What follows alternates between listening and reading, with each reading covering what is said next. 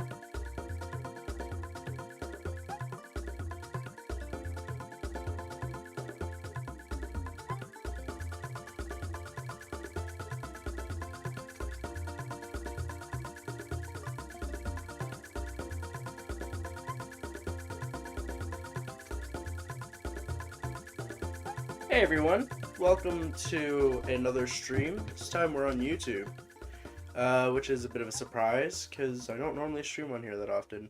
I'm here with a lovely co-host, Gavin Dragon. A GameCube controller. Yeah, I'm playing with a GameCube controller. Yeah, that's your. Is that the guest? Yeah. What a fun guest. Yeah, guys, look, I got a GameCube controller. It's your best friend, the GameCube controller. You jealous? Are you jealous, Joey? I'm not doing the voice. Yeah, it sounded like it though. Listen, I'm not trying to do any voices. My voice needs to stay in pristine condition for the convention. True, mine does too. So, I will let you guys know. Oh my god, almost 24 hours. Yeah. Of progress that I've done. So I had to play through this only just to get Luigi mode. You didn't, but except they didn't have to. I want to talk about it. I did it just because I like Luigi, and also because I wanted to feel accomplished. I don't want to just cheat off of your file.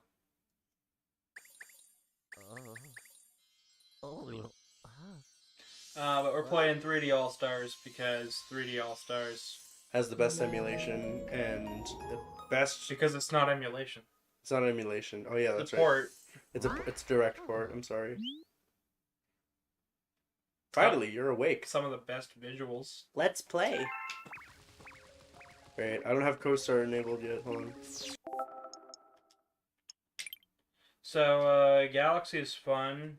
I'm sure everybody on the internet's like, I wonder who this Gavin Dragon is.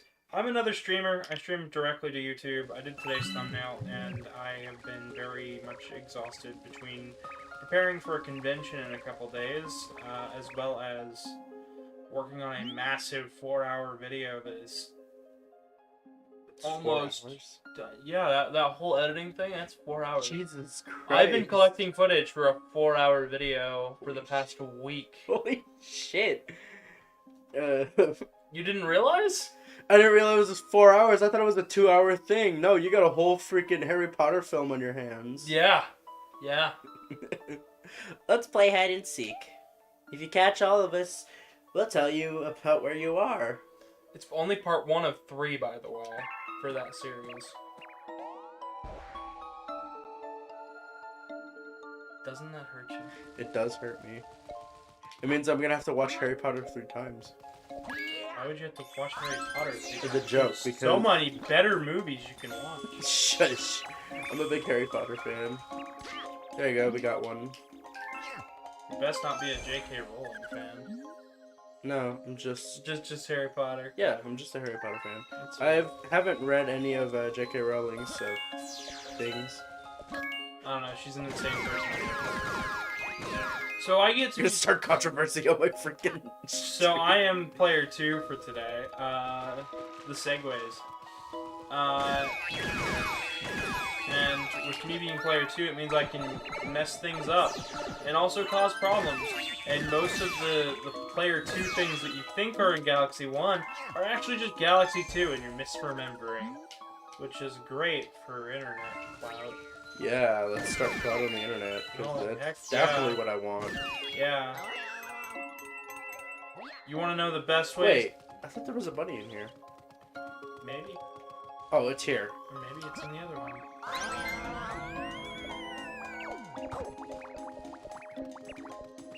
So, Luigi mode is only accessible in this game once you fully complete the Mario. Super Super Luigi Galaxy is only available after Super Mario Galaxy. after 100%. So, you guys have no idea how long we would go on till like 6 in the morning with this shit. Yep. And I don't believe we're gonna be on until 6 in the morning for this, but No, we'll probably go like till like around 3, maybe 2. because I believe we're leaving at 7 a.m. on Thursday. Thursday, yeah. Just thinking about it is like Day is it? Is it freaking Tuesday? today is Wednesday. It's Wednesday today. Or no, today is It's Wednesday because it's yes, 12. it is Wednesday today. So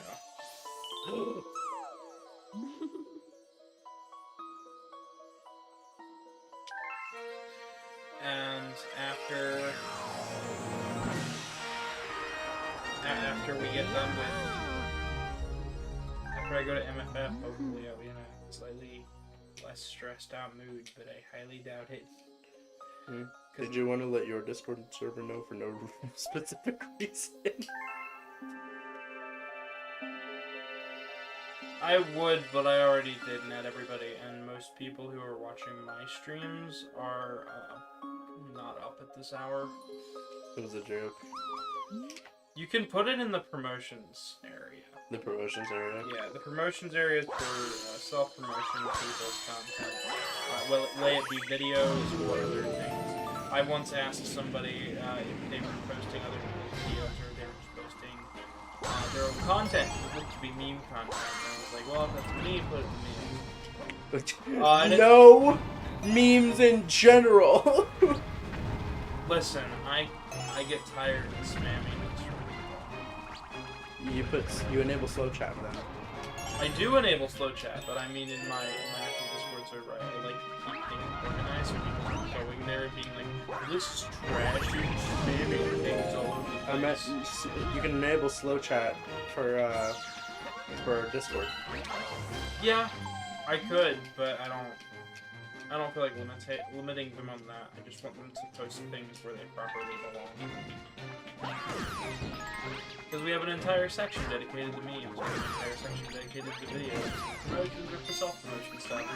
But I thought somebody was posting just their, like, oh, I found this on the internet. No, it turns out that was just their videos, and that was just the content they make. I asked, and they were like, nope, that's my video. I'm like, alright, carry on. Carry on, soldier. Have fun. Good luck. That will get anybody, but good luck. Who am I kidding? Most of my audience is 6?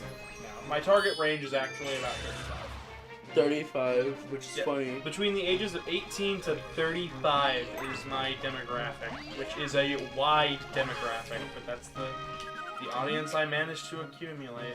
My demographic is, I believe it's 12 to 18, which is hilarious, because I normally generate, like, you know, I don't say, well, that was my original demographic, then it changed to 18 plus, because I do curse a lot. Mm-hmm. And the funny thing is for some reason, throughout that entirety of that being on Omelet Arcade, which is where I got my start, I got like 5 and 10-year-olds. I'm like, dude. People lying about their age. Not really. They don't. You can't lie about your age on there. That was when I didn't really have a, like, you know, a specific demographic.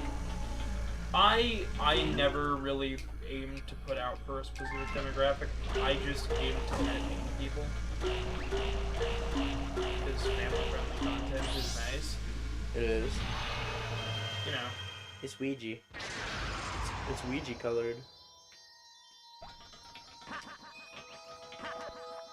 But yeah, actually, QWERTY is like 14ish, 15. I don't remember, but they're my mod, I see. and they're a really good mod for how old they are. Most of my mods are around 30-ish, give or take. Minus me. I mean, you're not a mod on the Discord.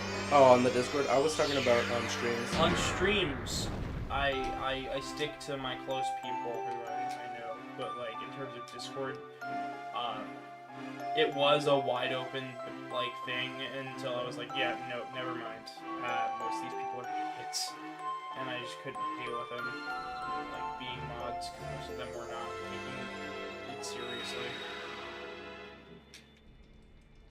I've had to cut certain people out of streams. Not that they're bad people, just that the jokes that they would throw in were Oh my god, really like risky?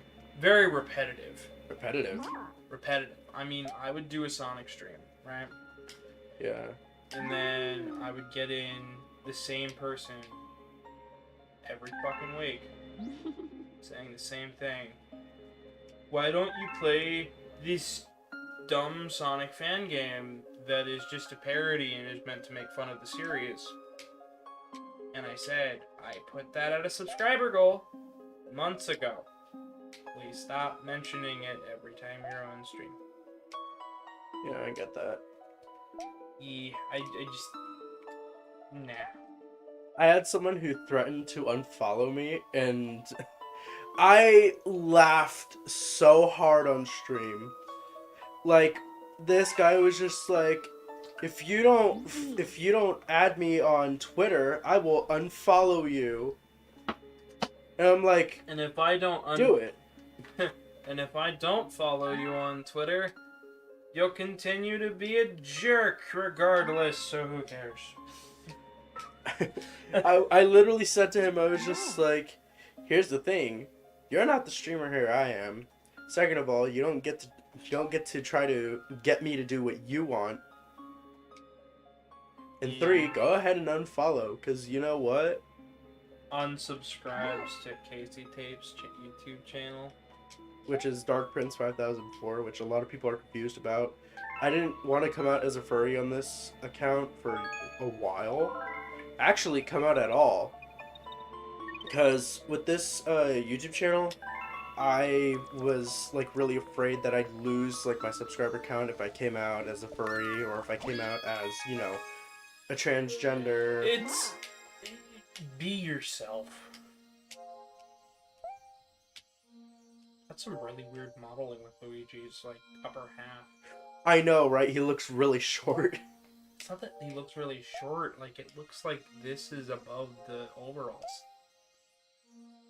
Oh, I see it. Well, it's a shirt, if you really think about it. Yeah, but, like, overalls sit over a shirt. Maybe he's got a baggy-ass shirt, unlike Mario. Maybe they just didn't do the model justice? Maybe! It's just... Maybe they focused strictly on everything Mario had to do, and Luigi was an afterthought. You just get a green square that we called Luigi. No, you know how they represent models in Unity as a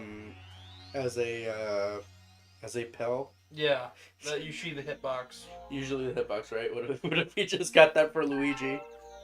Guys! Oh, freaking Shigeru Miyamoto is like, we are releasing a new game for the Switch. We are doing a port of Mario Galaxy 2, but this time Luigi's a pill. This time it's Dr. Luigi to you. Oh, sorry. We That's meant... Mama Luigi to you, Mario. But that's Dr. Luigi to you, Mario. Oh boy. I hope I can bring my cult following from, you know, Twitch over to, Casey started a cult. What? cult following. Cult? Following. Cult? Following. You're following a cult? Oh my god, shush. Bring my followers over here to YouTube. Because I honestly feel like they're missing out right now because I can't stress it enough that I have a Discord server, even though I don't stress it at all. I just realized that because of the way you set things up with your software, you can't turn on the ultra low latency mode. So the preview window I have up on my phone just is running way behind. I'm sorry. No, look, we're already off planet. They're still in the hole. Oop, oop.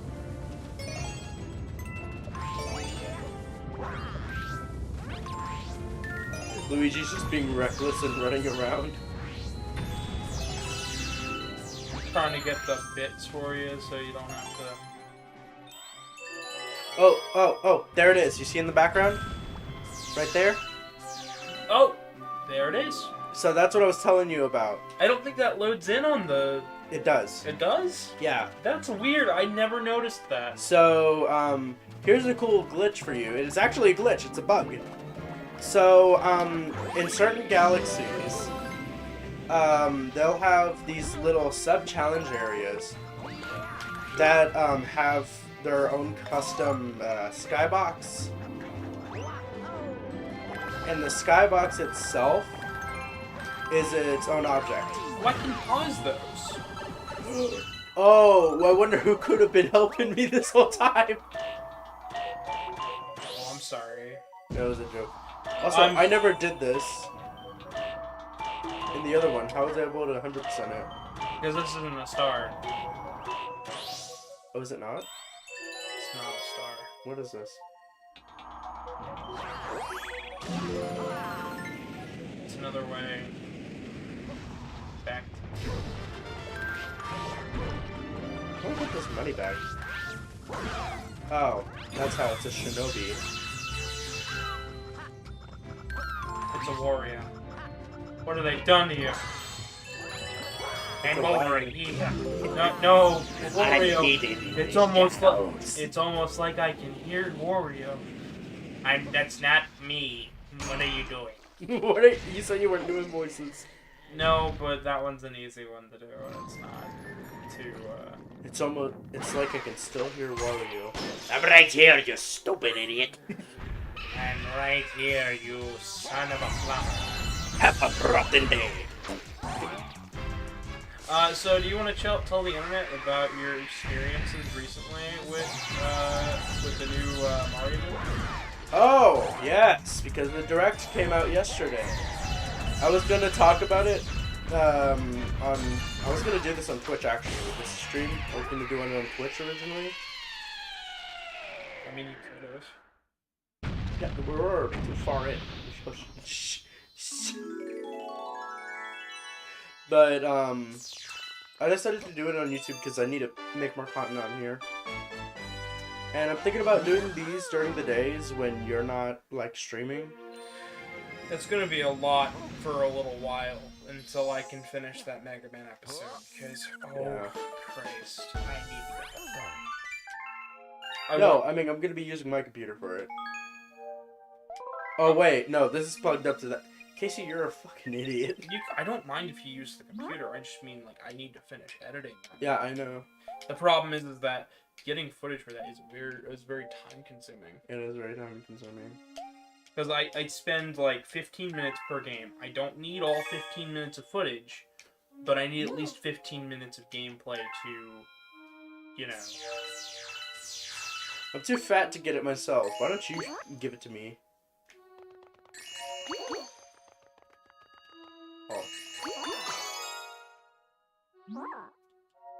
Tasty. Let's call these little morsels a fee for this lesson. Oh no, Luigi's back. Wait, I'm sure Starbit. What's up with his eye? Oh my gosh. Luigi, what happened to your eye? I'm not sure the stream will see it because of the way YouTube compression is. I'm sure YouTube compression makes this game look a lot better than what it's appearing on the TV. Because they did some fancy texture work for everything here. It's just... Really fancy texture work.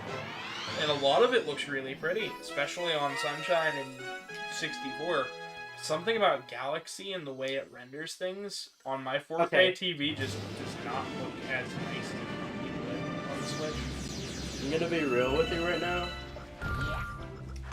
I don't like the texture work for 64. But I thought you did like the... No. Wait. UI texture, yes, is amazing. Phenomenal. Venita. But here's the thing. When it comes to textures on surfaces and grounds, it's the same one. Yeah, I'm just talking about Luigi's model here, just how weird it looks to me for some reason. Luigi's missing half a shadow. Oh well. They tried. Honestly, I think 3D All-Stars is a really good port of these games. I still am not... I know why, but I still think it's a really dumb idea that they decided to not keep it up for... Oh, the fact that they took it off shelves? They didn't take it off shelves. You can still buy it on shelves. The fact they took it off of the shop. The shop? You can't buy it digitally? You can't buy it digitally anymore. And Nintendo's not making any more copies of it. So you have to literally find it. You have to find it now. Which is a pain. I pre-ordered my copy and I wasn't sure if I was going to get it, and then lo and behold, it showed up day one. And I was extremely excited, and then I was really let down when I realized how little it came with. Like, I wanted like a little manual or something, because we've got these little thongs here. The inside artwork looks beautiful, as like a compilation shot of the 3 games. You thought it was gonna come with like all the bells and whistles, sort of like what is that other game that you have? The one that with all the cool shit in it? Which one? Was it a Final Fantasy game? I don't remember. I've got the Castlevania collection that has a whole bunch of cool stuff with it. You didn't show me that one. It was something else. Okay. I don't remember what it was. I've got the Mega Man Wily Wars US release official that came with cards and a postcard, a really pretty blue and That's what you shiny should have cartridge, and it just came with all of the pretty bells and whistles that you'd expect from An anniversary. not even just an anniversary, just something that, you know, is special. Like, it's meant to be like a one-time, like, yes, we missed the release date way back, but here it is, it's here, it's fancy, it's the same price it would have been back then, except it's got a whole lot more with it. And I thought that was really cool. Gravity is being really fucky right now. I'm still not entirely convinced that that's the... That was Gravity. Okay. I think we have enough for the limit. How much do we have? I don't think it matters. 100, yeah. We're good. We just... Here it is. But yeah, I just wish this collection would come with, I don't know, anything else. You know, because like they had posters that you could get on the My Nintendo shop for a while. I ended up getting those eventually, but they're crinkled and like smushed because of the way they were shipped to us. There were keychains and stuff that were released around the same time of all 3 games. Oh yeah, I remember that. There were stickers that were put out. There was all sorts of really awesome things that they could have included in like a deluxe set. You know what? I wish they would have released it like a N64 box. You remember those things? Mm-hmm. it would have the game in one thing, then it would have like all the other like things with it. Something like what they did for Undertale for the special release. Yeah, that would have been really, really cool. You know, Metroid Dread. I didn't show you the box. I actually got the time now because We're just vibing. we're just vibing in the early section of the game, so I actually have a chance to show you. Yeah, and I don't die here as much. Yeah. Plus, Starbit collection can happen also all throughout the game. So. Yeah.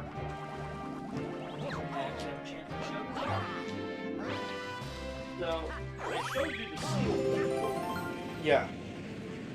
Oh my god, that was... Wait, that's the release for it? Oh, that is beautiful. Hang on.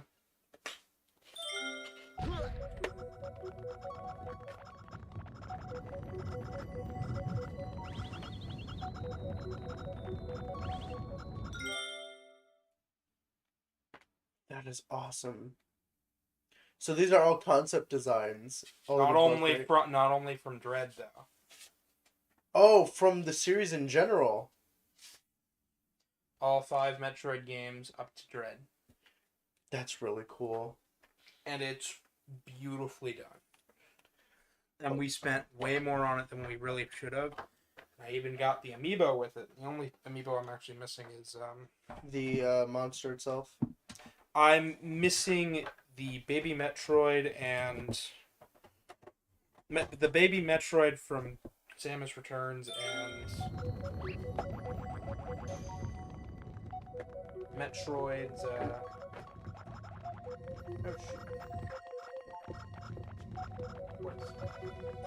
Baby Metroid and Samus from Samus Returns, and then even the cardboard piece here. Even that's detailed, the holder? Yeah. And the last thing it came with here, Is that a soundtrack CD? it's not a soundtrack CD, but it is memorabilia cards. Whoa. I really need to play Fusion. Yeah, and I mean, I played Fusion, but I didn't beat it. like this is a gorgeous set, and Just you might, for Metroid. and you'd think this isn't even an anniversary game. This is just what they did for Metroid 5. I find it interesting that they did that for Metroid, but they didn't do it for the big money seller of Nintendo. They didn't do it for Mario. You know what's even sadder though? What? They didn't do it for. They didn't do it for Zelda either. What game did Zelda have on the Switch? They had Link's Awakening and what else? So Link's Awakening didn't get anything too special. You could get Slurpee cups. I remember that. Okay, but that also wasn't really part of the major No, I know. flaw there. Let me pull it up.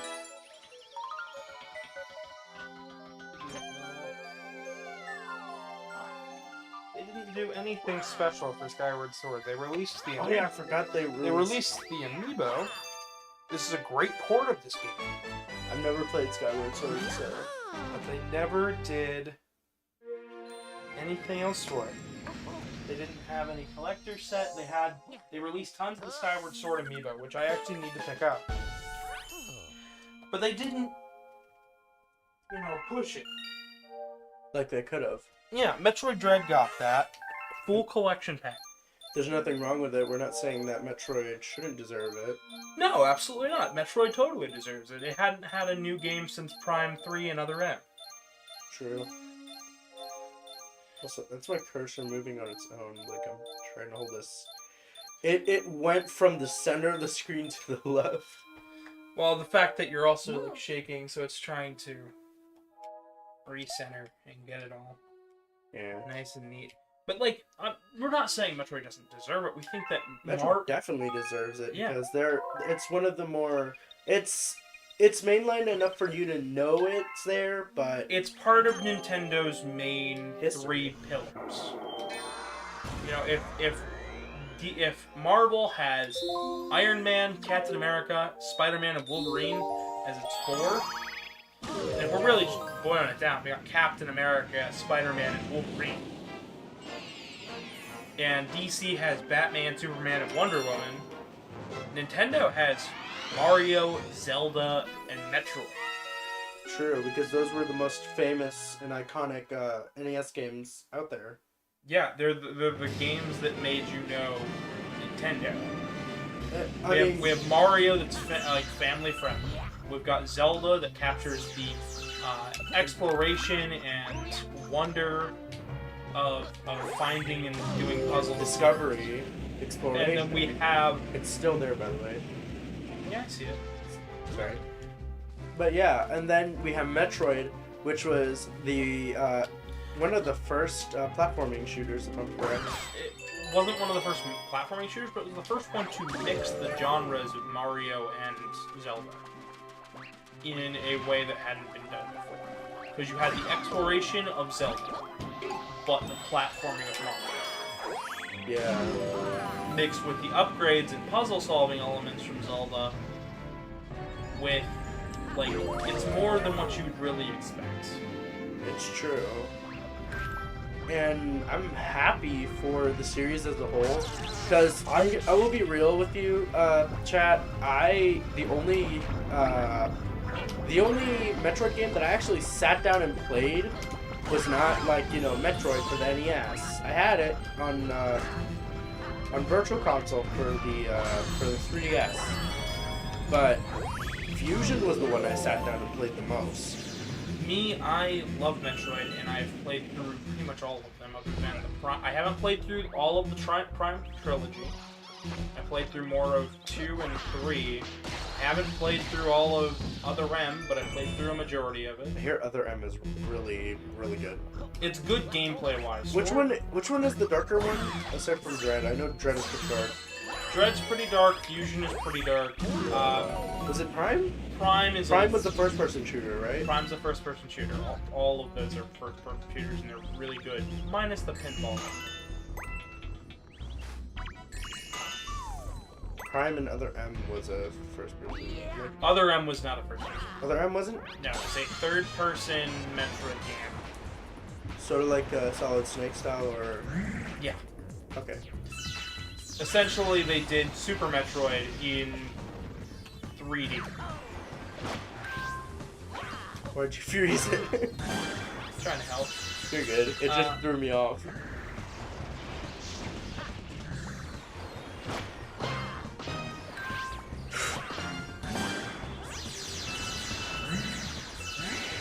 Toasty Starbits. Definitely not toxic at all. Thank you.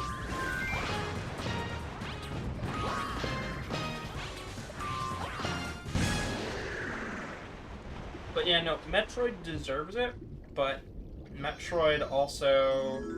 I feel like that Zelda and Mario both deserve the same treatment. Yeah, because... You can't just phone it in. Exactly. Not this late into the game, you really can't.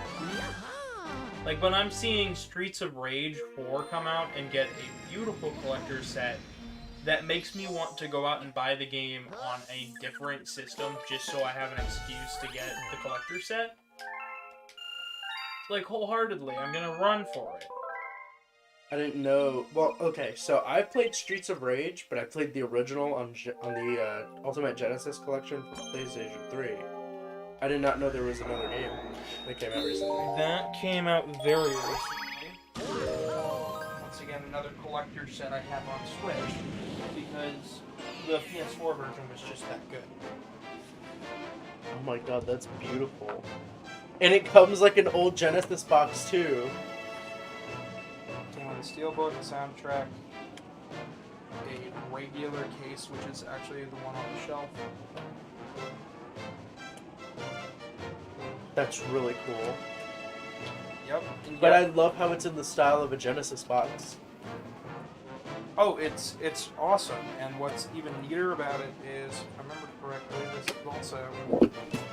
Whoops.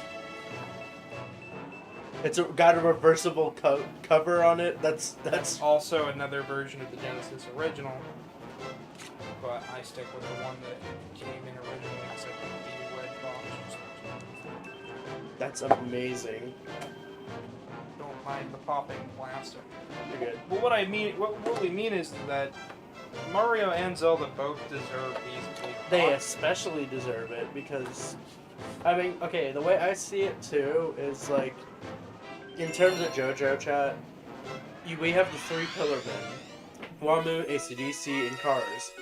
Even though Cars is like, you know, the most notable, you can't forget about the other two because it's the three pillar men. Nope. We're not gonna say a single thing about that. Yeah, no, we'll play that after stream. Um, But like honestly, I mean, heck, even Castlevania, for as basic as it is, it has a card and the manual and everything. it's got a manual. It got a little manual that tells you about each game. Which is really incredible. Which ones are those? This is the NES trilogy, 2 of the Game Boy games, the Genesis one, and Kid Dracula, and Super 4. I need to play Kid And Dracula. it came with this. It came with that? I thought you bought that. No. As a reference to the sleeves that the Yeah. NES had. And I know these are done, most of these are done by limited run games, but like, what I mean is these are sets that like, That breathed back life into it. yeah, and even if it's not something that big, even Shin Megami Tensei 4 got these wonderful steel books. I would love to display that on my shelf. I know, but gorgeous, isn't it? Yeah. And these are things like that I remember Nintendo doing at one point or another. Because if you pre-ordered Galaxy, didn't you get a soundtrack CD? Yes, you did. Both of them, actually. Yeah. And like, I like Galaxy 1 and 2, which, speaking of, I'll just pull them off the shelf here, please. Well, I didn't pre-order Galaxy 2. Still have all the manuals and So you know what I have for Galaxy 2? Yeah.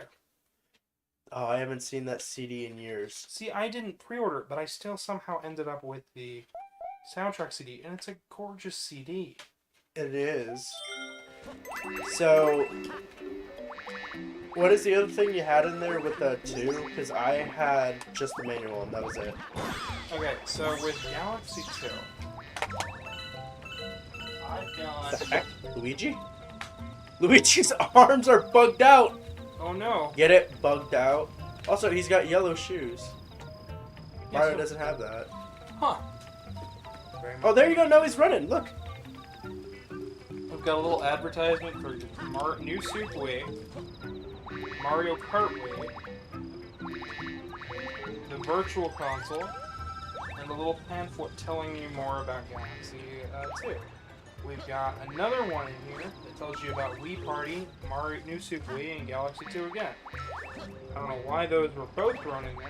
And then the manual, which is a full-color manual, might I add.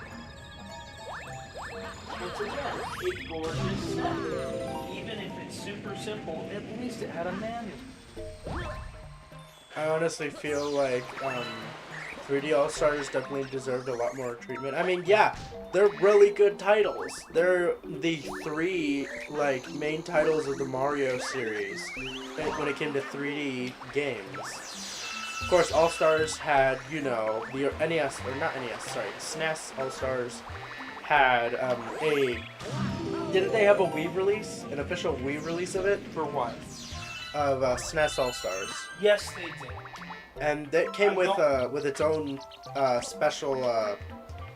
If I remember correctly, it came with its own special case as well. So, it came with a cardboard box, a Nintendo Wii case with a red box, Similar to the one used for Wii. a small soundtrack disc that didn't include all the music from the games that were included on the game, and a booklet that also didn't cover everything, which I felt was a little lacking. Shallow. It was very shallow, and it was the last time Mario had done Nintendo had done something with Mario that wasn't just released the game. Honestly, I mean, yeah, I'm not mad with Nintendo. I mean, this.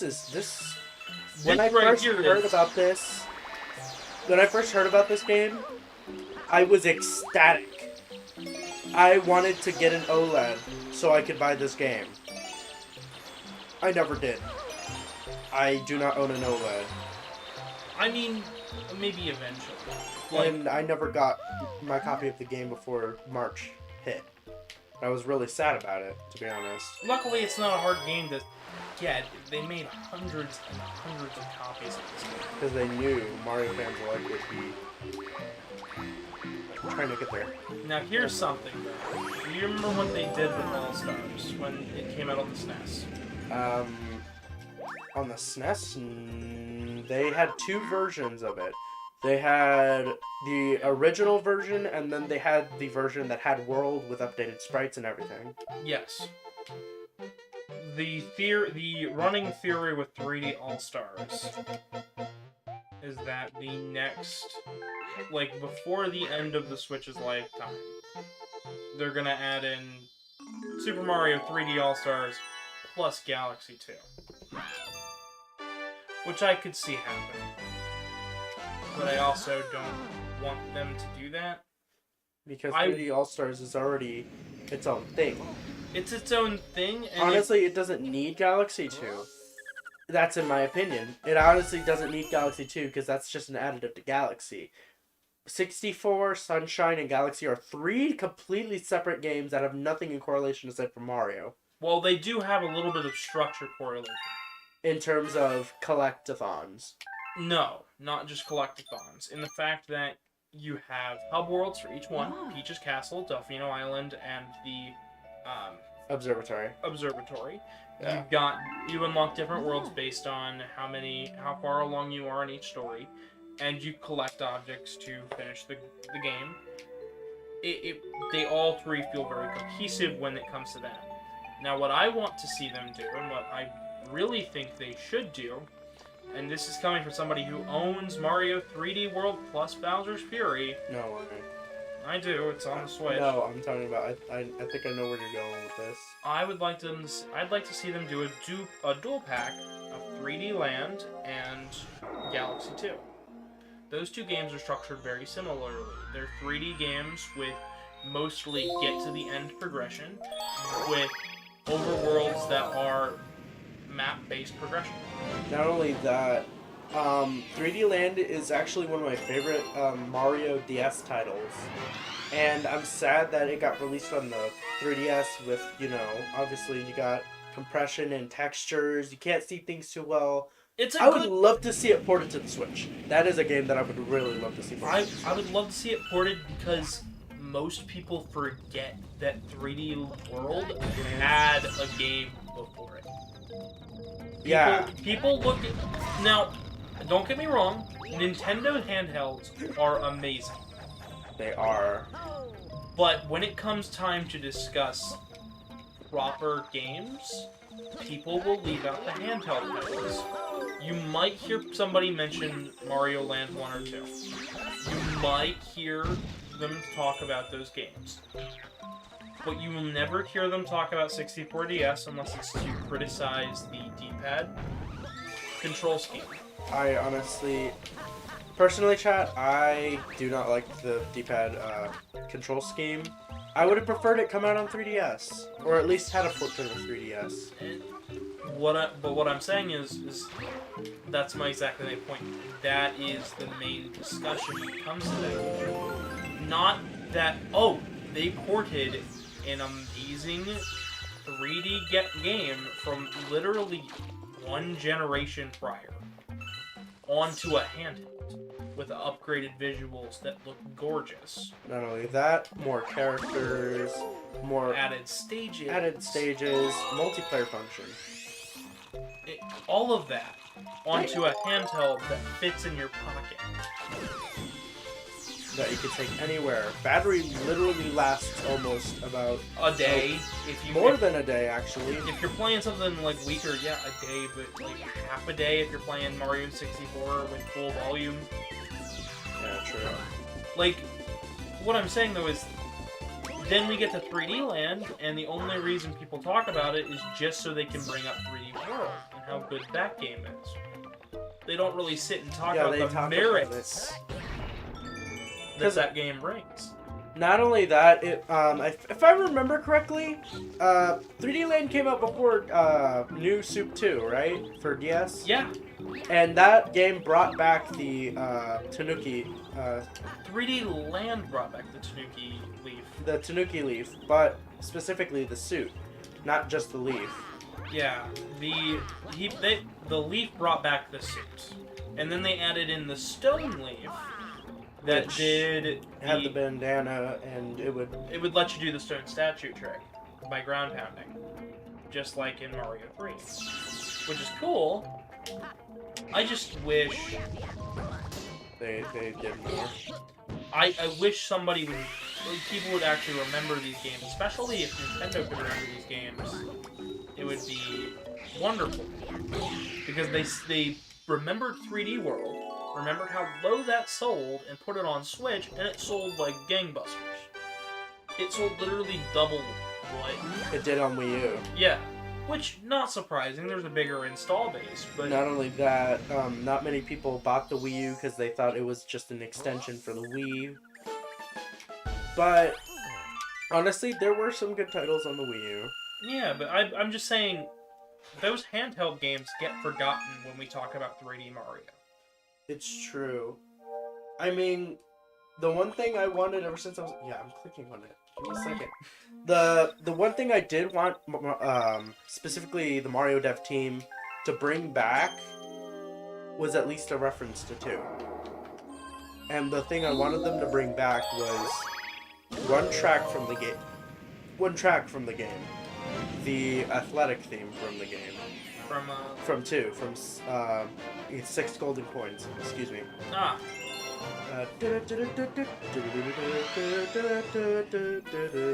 There's a thing though, just like what they tried to do with Mario's Missing, or any of the other Mario titles, they try to like sweep it under the rug.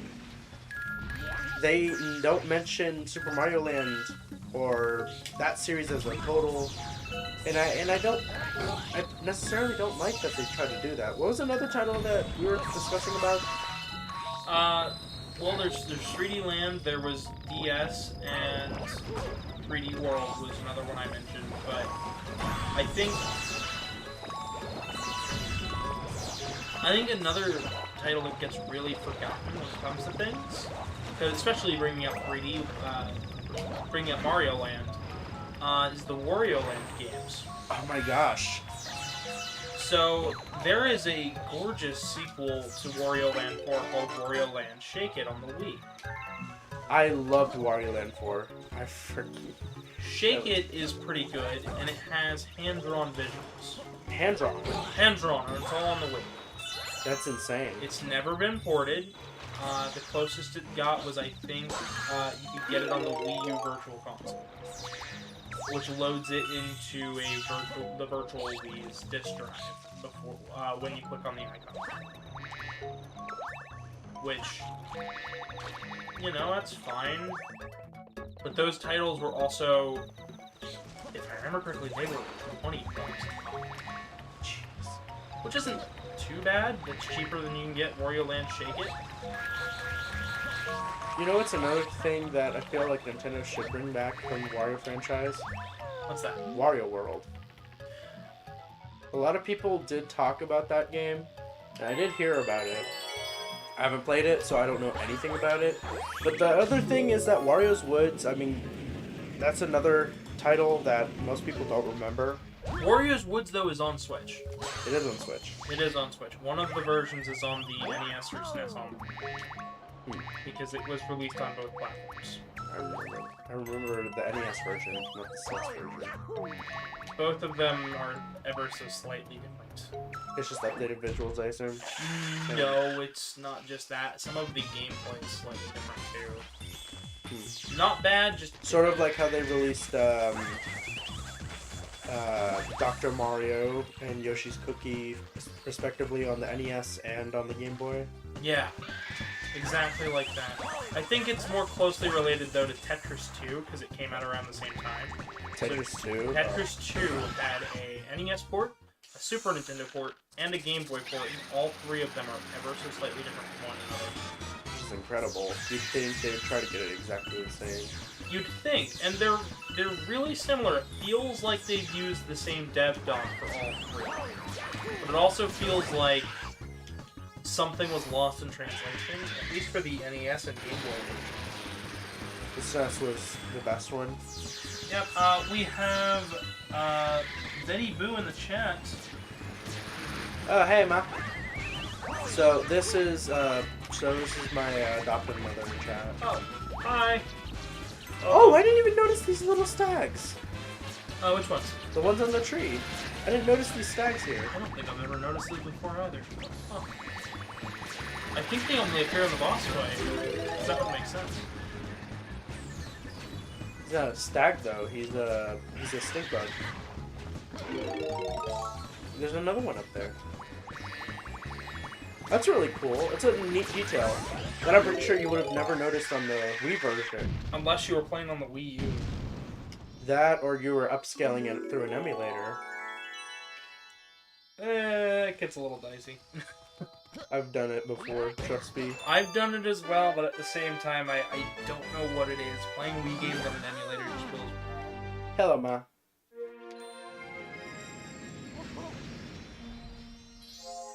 So... But, yeah.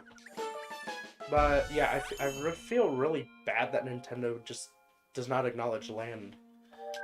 So, I did learn one thing when we were going through facts the other day. Because one thing you've kind of noticed about me is that I like to do a lot of research. You do a lot of research. There was a canceled Wario Land Virtual Boy port for the 3DS that had full color. Okay. If it's anything about the Virtual Boy, the one thing I always hear everyone talk about is Wario Land. Because it was the one that had him jump from behind and to the foreground, right? Yeah. That was used in Mutant Mudds, actually. Mm-hmm. It was... Why would they cancel that? That would have sold like hotcakes. I know. I have no idea. I like the game. It looks cool. This is Super Mario Galaxy, the first one. We're playing this through 3D All-Stars. On Switch. On the Switch. I'm gonna turn on the fan real fast. It's getting really warm for no reason in particular. Well, it was raining earlier. That's fair, but I mean, it's freezing cold out, so I don't... It's Ohio. Don't like the weather, give it 5 minutes. That's what we always say up here. Give it 5 minutes to heat up, son.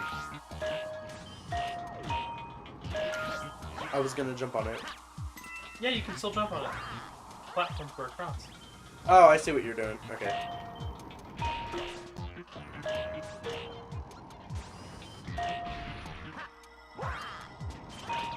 But yeah, this title came out in 2007 and it was on the Wii. Yes. And I believe its younger brother 2 came out in 2010. Late 2010. It was 2010? Yeah. Late to mid. It was in May. What am I thinking of? I don't know. Because 2012 was the same year as 3D Land. Ow. So, Where have the years gone? somewhere else, honestly. I feel really weird with the amount of games that have come out. Do you? Yeah, I really do. You know, I know I'm not much older than you, but at the same time, like, when I look at the games on my shelf, I remember when all of this Was state of the art. no was down to just that one line. Really? Yeah. So you literally over the years have witnessed the entire shelf that we have today before us grow like bit by bit. Yeah. I know that I've been feeling. slowly accumulating it. Sometimes when I sit back on that couch and look at it all, I'm like, I have a lot of games. And a part of me goes, it's a problem. Another part of me goes, but I've made it this far? Who says we should stop now? Yeah, I Nothing's gonna stop us now. excellent. I mean, what can stop me? Shush. Hush. Oh boy. Oh, you want me to do it? No. Yes. The spooky chord progression. But honestly, it was the same with me with my titles of video games. Like when I'm trying to remember what was the first video game I ever bought, and I think it was Mario Brothers Deluxe for the Game Boy. That was the first game I ever bought with my own money. The first game I ever bought with my own money, and actually sitting there on the PlayStation shelf, Blaster Master Blasting Again. It is a 3D Blaster Master sequel from the NES. Oh, wait a minute. I just realized what this is. Ray surfing. Yeah. I forgot. You forgot about the racer. You only use this like Twice. I know, but still. Oh, this is interesting. So I got the ones all the way out there, but I can't get the ones through the text box. See that? Because they're not active. Oh wait, are they spinning? Oh, they are spinning. They are in fact active. I cannot grab them until the text box goes away. But I was able to grab the ones over here on the left that are hidden between the arcades. Okay. Freak. All right. But all reality, I've witnessed. So not counting.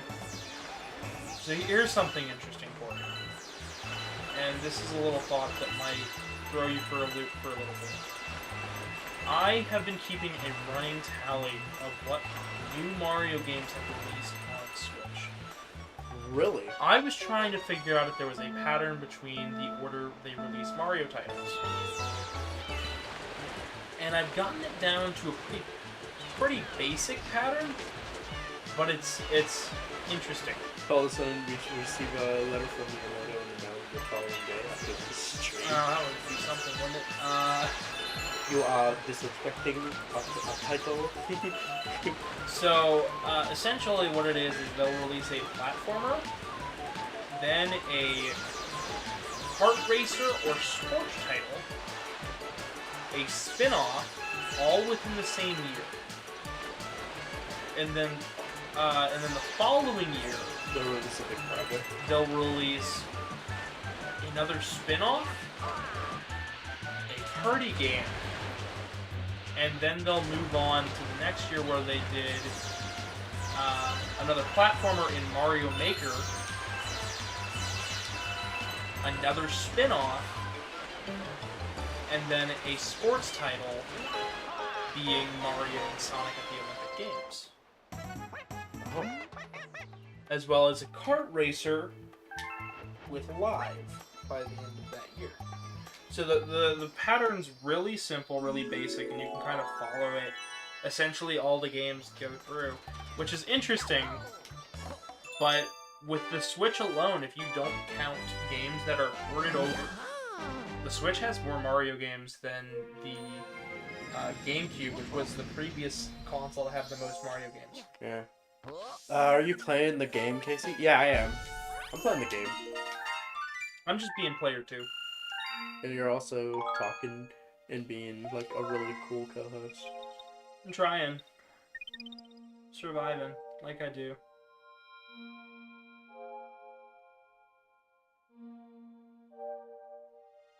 I do like how they emulate The scan lines not the scan lines, but the motion of the, of the Wii remote. yeah. Because this is all done with the gyroscope. Yeah, and it's not bad. It's actually fairly accurate. There are some kinks in it, but it works. All right, here we go. It doesn't take very much to go from the left to the right side of the screen either. Yeah, hold on. I think the audio might be a little. Wait, turn that down. All right. All right, we're on to the first Bowser stage of the stream. Are we doing the Hungry Lumas? Afterwards, yeah. Gotcha. I mean, we're going for the main story. We're not trying to 100% on stream, Alright. but We can run through the main story really quickly. yeah, and then I'll finish 100% afterwards. He's just standing there. Menacingly.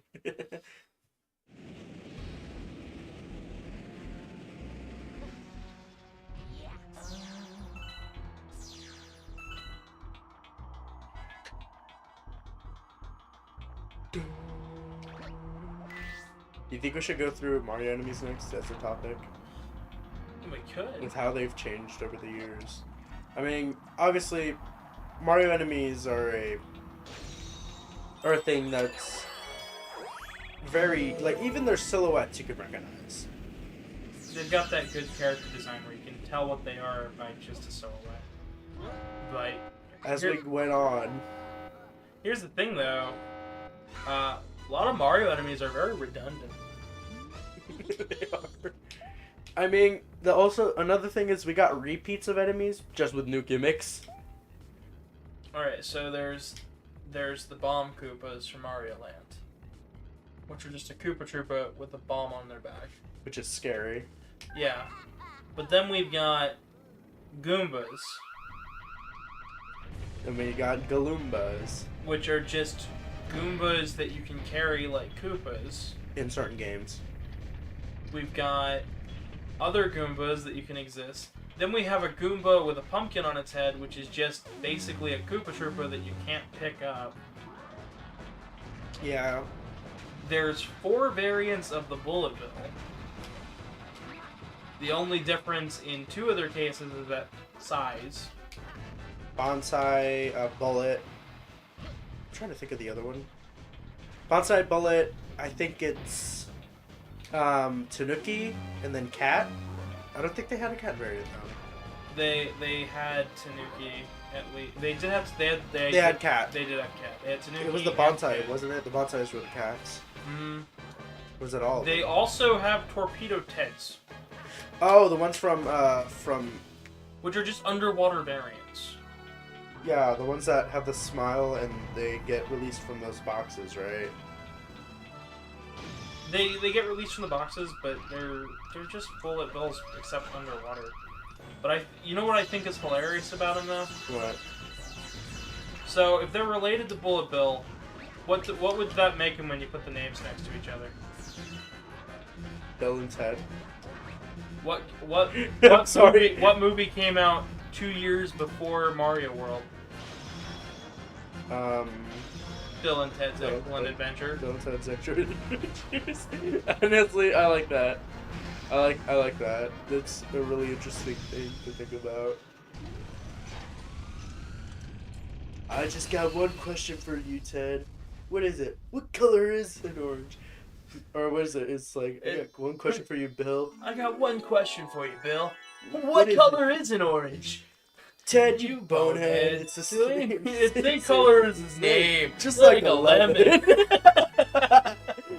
Excellent!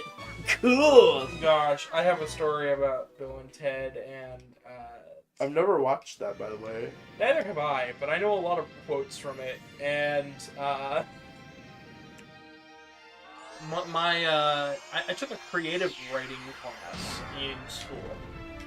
I liked creative writing. I'm not a writer, but I do enjoy writing from time to time. And one of the things me and one of my friends did in that class was we liked to annoy the teacher. Did y'all do? Because, okay, he taught 9th grade English and senior year English. Yeah. So, he also taught a film class, creative writing, and did, like, debate and speech stuff. Gotcha. So he's very knowledgeable in what he knows. But we also know that he doesn't really care for stuff like that. We thought, this will be perfect. We sat in the back of the class. And anytime anything would get quiet, we'd just be writing. Because we were allowed to chit-chat and whatnot while writing. He didn't really care too much. Because it would help exercise the creativity and share it around. Oh yeah, I've got another story that goes along with this Oh, as well. no. And the one thing we'd do is when things got quiet, we'd look at each other, look at the teacher, and go, "Excellent!" And the teacher would just look at us and be like, "What are you two boneheads doing?" And we're just like, "Well, nothing, teacher. We're just feeling groovy." Like quoting Bill and Ted. Yeah, we would just quote the movie at him, and I had never seen it, but like I just follow along and it fit perfectly. Ma says, I love Bill and Ted's Adventures. Awesome, dude. Radical. Right on. Yeah, so where this goes from here is that we all really liked the class, but we all really wanted to try. There weren't very many of us in that class for that semester, and he had a task for us to write a poem. Is this the one where y'all actually worked on it? So we all were told, write a poem, didn't matter the length. He just wanted to see us write a poem, and it was supposed to be an exercise in the fact that anything can be a poem no matter the length. It could be a one-word, one-letter thing. Like a haiku or something. No, like one letter, like it could just be A, and that's a poem. That's fine. And that was the whole exercise. It was supposed to be like showing that even like laziness can be creativity. And all of us, every single one of us in the class, took the time to think out and write personal poems and then read them aloud to the class, and the teacher got more and more frustrated as all 8 of us sat there, read our poems, and then he went, "These are lovely, fantastic, but why? But why are you trying so hard? You don't need to." And I don't know if that got on his nerves or anything, but there was one student who was in the class for no other reason, and he got transferred over to the class. He was only there to get the credit. And when he heard the assignment, he wrote down the word "the." And of course, this was already a couple months past that date. But at the same time, the teacher said, "Look, guys, this is how you do it." Because we all were there to actually Y'all learn. just trolled him. We were all there to learn how to write creatively and write well. And the teacher was trying to show us that you don't actually have to try that hard for poems. It was great. Y'all just like freaking schooled him. Oh yeah, it was even better Whoa. than that because we all complained about the. We complained about it. That is spooky. You want to know why that is? Because Luigi's eyes are not a texture; they are their own thing. Yeah, they're their own animated 2D sprite. It's really horrifying to. It's really noticeable with Luigi.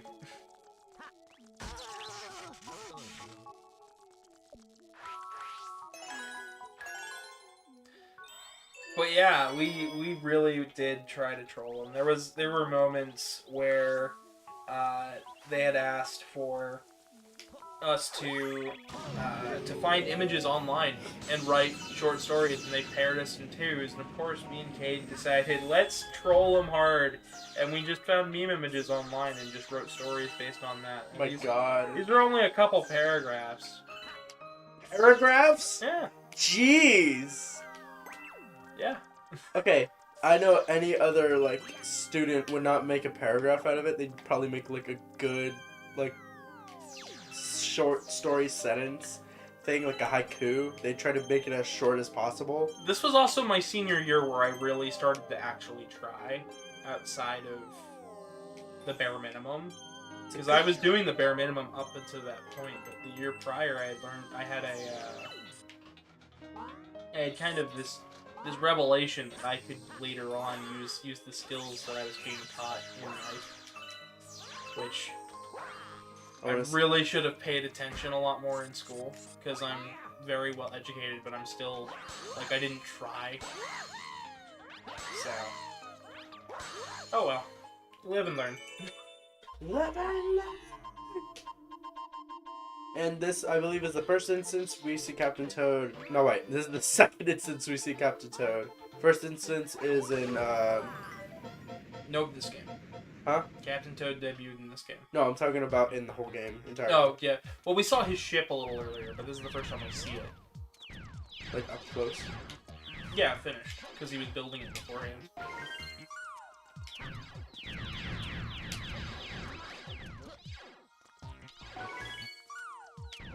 What other funny stories can we tell? Oh, I can talk about the time I stole bacon from the culinary class. what? So then this is even funnier because I just came back from lunch. Why did you... Okay. So I was on my way back, and the culinary kids, they work during lunch, right? Yeah. And because they make their own lunches in the culinary class. And I was walking back, and I was near like the backside of the school Yeah. because I had a class down the hallway. And I started sniffing out bacon like a dog. My friend's like, "What are you doing?" Yeah, they're looking at me all funny, and I'm just like, "I smell bacon." So I walked into the class, grabbed oven mitts, walked out with the bacon on a tray, sat down in my math class, and just started eating away. The teacher said nothing. The kids just stared at me, and he said, "Y'all get an A+ for attracting the fat ass." I could hear him down the hallway saying that. Gosh. I have one story about bringing food to class. Oh boy. So, senior year, because this is where all my funny stories happened. Yay, senior year. Just gotta love it, don't you? Oh, it was great.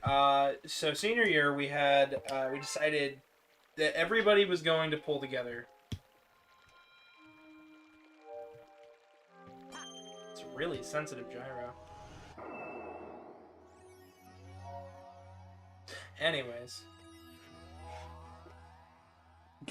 You don't realize you're shaking the chair, which is shaking the floor, which is shaking the table? I know, that's the joke. Anyways, you were saying? So we all decided we were going to pull through this no matter what. And of course, my second period class was English, of course. And we decided, let's bring food in to mess with them. So once a week, we'd pick a couple kids and we'd all bring in food. We'd bring in different, snacks and stuff. And there was this kid who decided to do it first before we had started planning anything. And he brought in an entire box of Chex cereal, a full 2-gallon jug of milk, and a ceramic bowl and a metal spoon. And eventually the teacher had had enough because he kept eating during class. Because he had been doing it all day. He said, "Alright, you gotta bring enough for everybody next time." So the next day, we all planned to bring in breakfast. We brought in a waffle maker. Somebody brought in pancake mix. I brought in more Life cereal because I thought that was hilarious.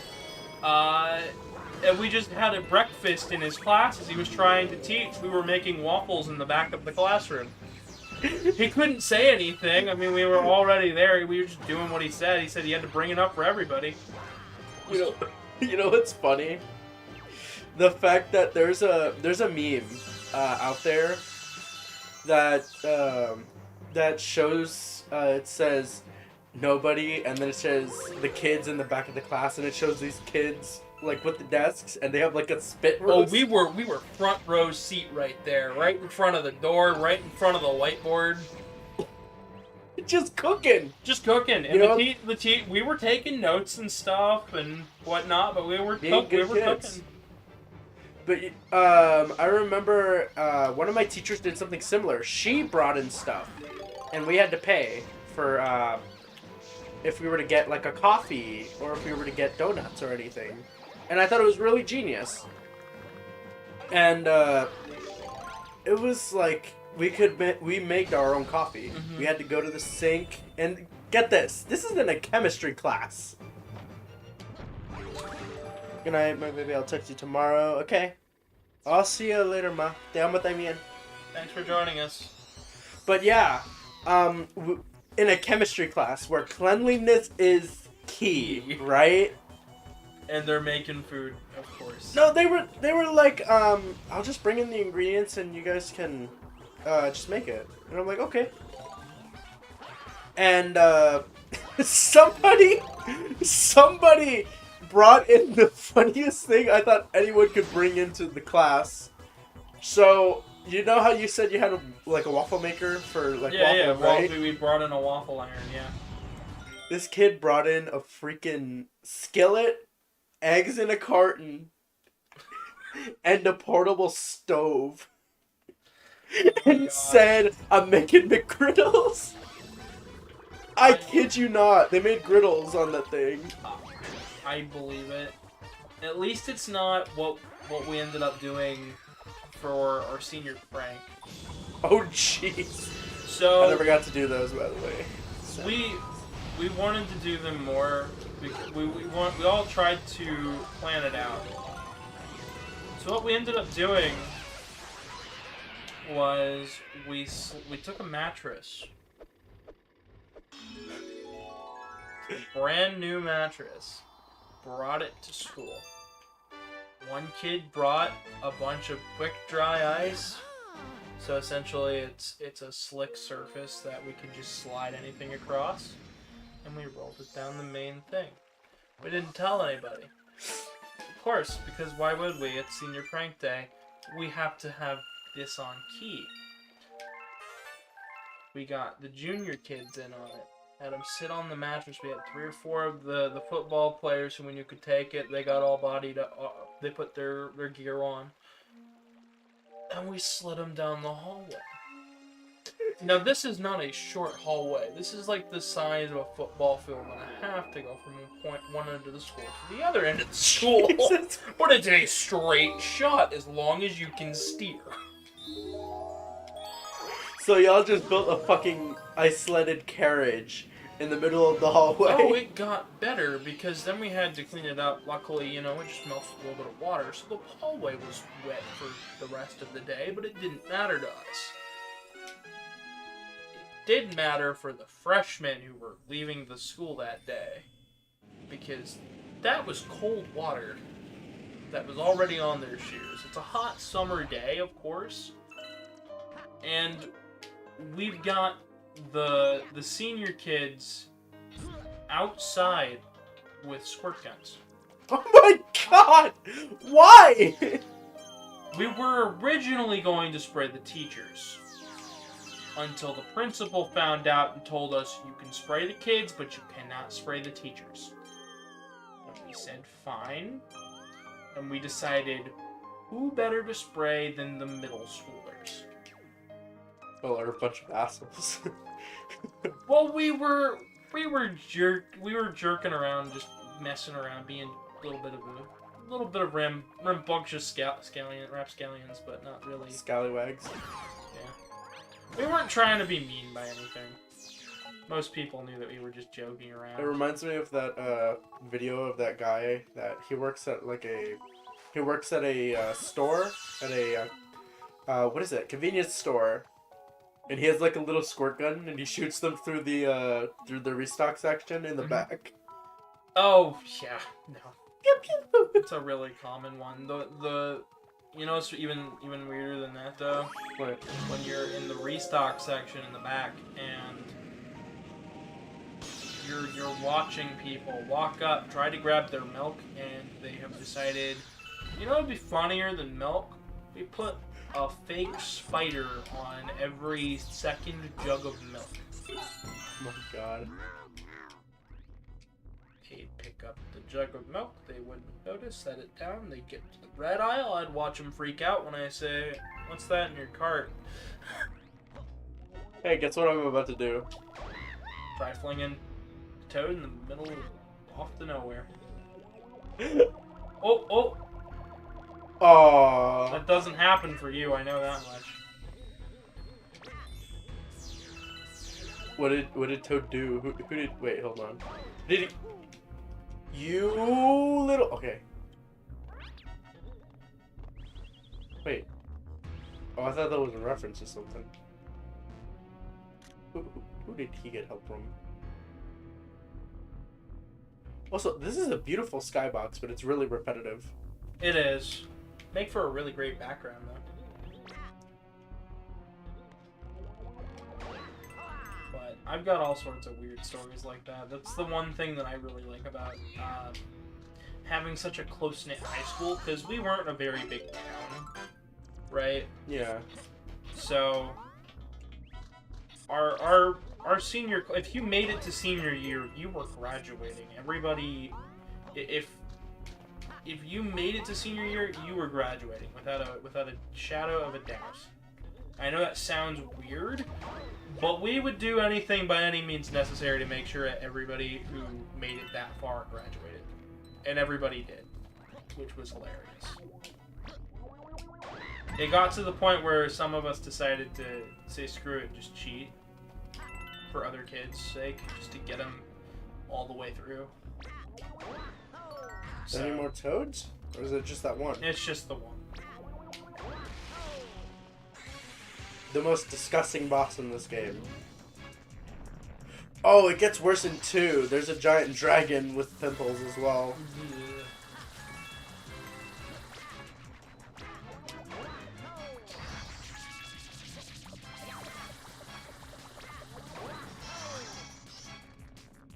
Ew.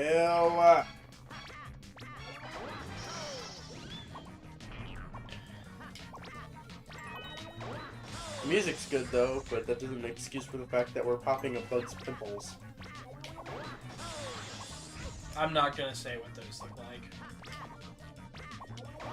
I said it when we did the first run. I'm not saying that again. Yeah, don't do it. I remember what somebody did with one senior prank. I can't say it. 'Cause I get fucking canceled on here. Just say they took a certain item and threw it down the hallway.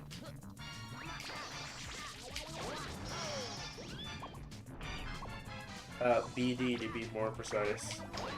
My sister is the reason why our high school had the explicit written-in example for you must wear tennis shoes or some other item that fully covers the feet.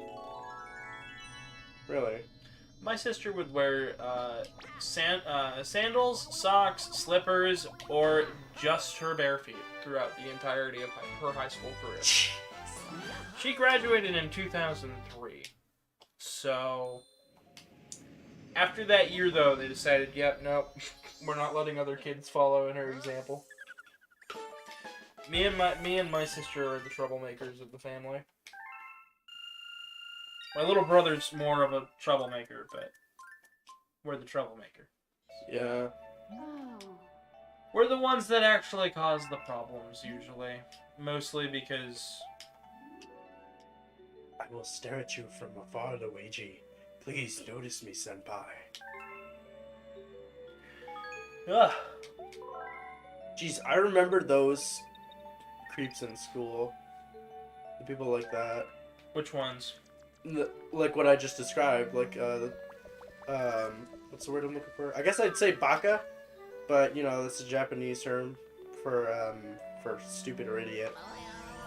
Like, the people that would just simp over people. I had a few, believe it or not. I was surprised. And, we had lockers, but I didn't use a locker because I did not like it. I had one girl who simped over me, but she would simp over anybody. She was very, very creepy. With her, like, with her in general or with her delivery? All of it. All Jeez. together. Also the fact that she was a freshman when I was a senior, and it was really creepy. Oof. Yeah. Oh, and then the other fact of I like guys way more than I like girls. Mm. So, I don't know. That's not true with me, though. Haha! Alright, so we need to collect... I love how I said we're not 100%ing this, and yet that's exactly what I started doing. On the first one, I was like, wait, Casey.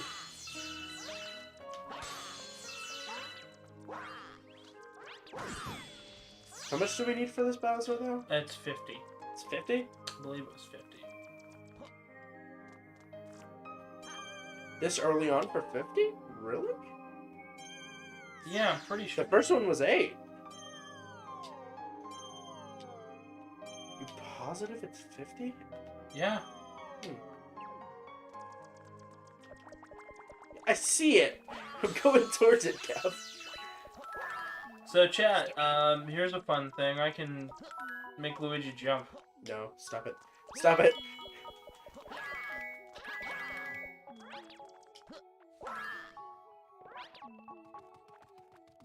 I'm gonna try not to do that, but... yeah.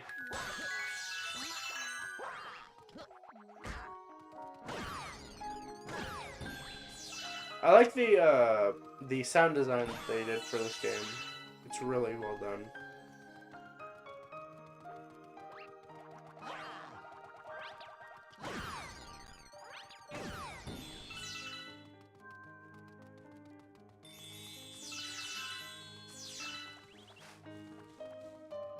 hear another one. No, I stepped on him. Oh. So what did you think about the new Mario movie trailer that they dropped out? 'Cause Oh yeah, we mentioned it. We mentioned briefly. it. We didn't talk about it though. Yeah. I like it. Only issue is that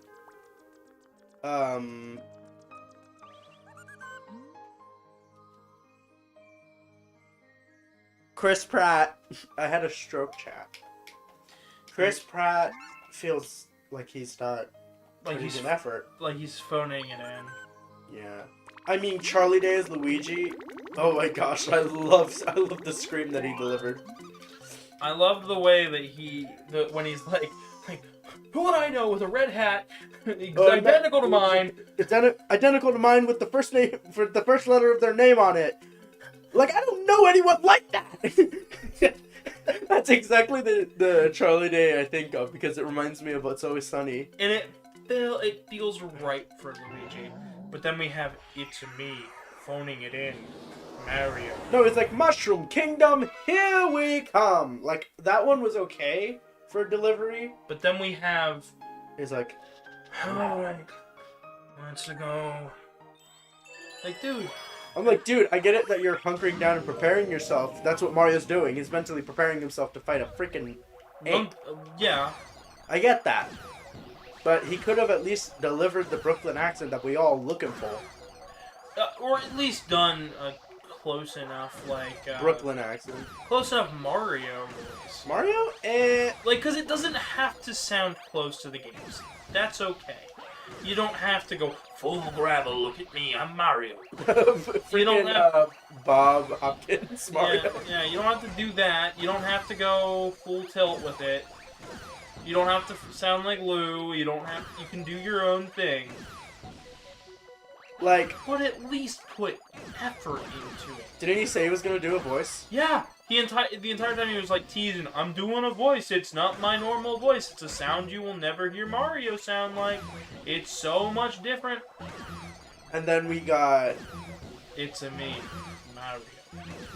Mario. I mean, understand with that, he goes Mario. No, he doesn't even do that. No. He goes, it's a me, a Mario. I'm like, dude, that's not Mario. It's not even... I mean, obviously we know he did that for joke's sake, or but just to throw people off. But at the same time, it doesn't sound much different than what he's delivering. From what we've heard. Not really. I like the one from trailer 1. That voice actually fits. But He does have a slight Brooklyn accent in that. And it feels right. And But then they frick it up in the second one. And apparently, the sound of Chris's voice in the first trailer sounds worse in theaters. That's what Artie told you, right? Yeah, Artie went to the theater, saw the new Thor movie, which I still want to see, by the way. Ragnarok, right? No, Ragnarok, I've already seen that. Wait, what was Love the and new one? Thunder. Love and Thunder, I'm sorry. Yeah. She saw Love and Thunder in I'm thinking- theaters and saw a trailer for the first trailer we saw on the live stream. Oh yeah, on the direct. And she said the voice just sounded worse. And she's watched it. She watched it on stream with me. We did a live reaction over on my channel. But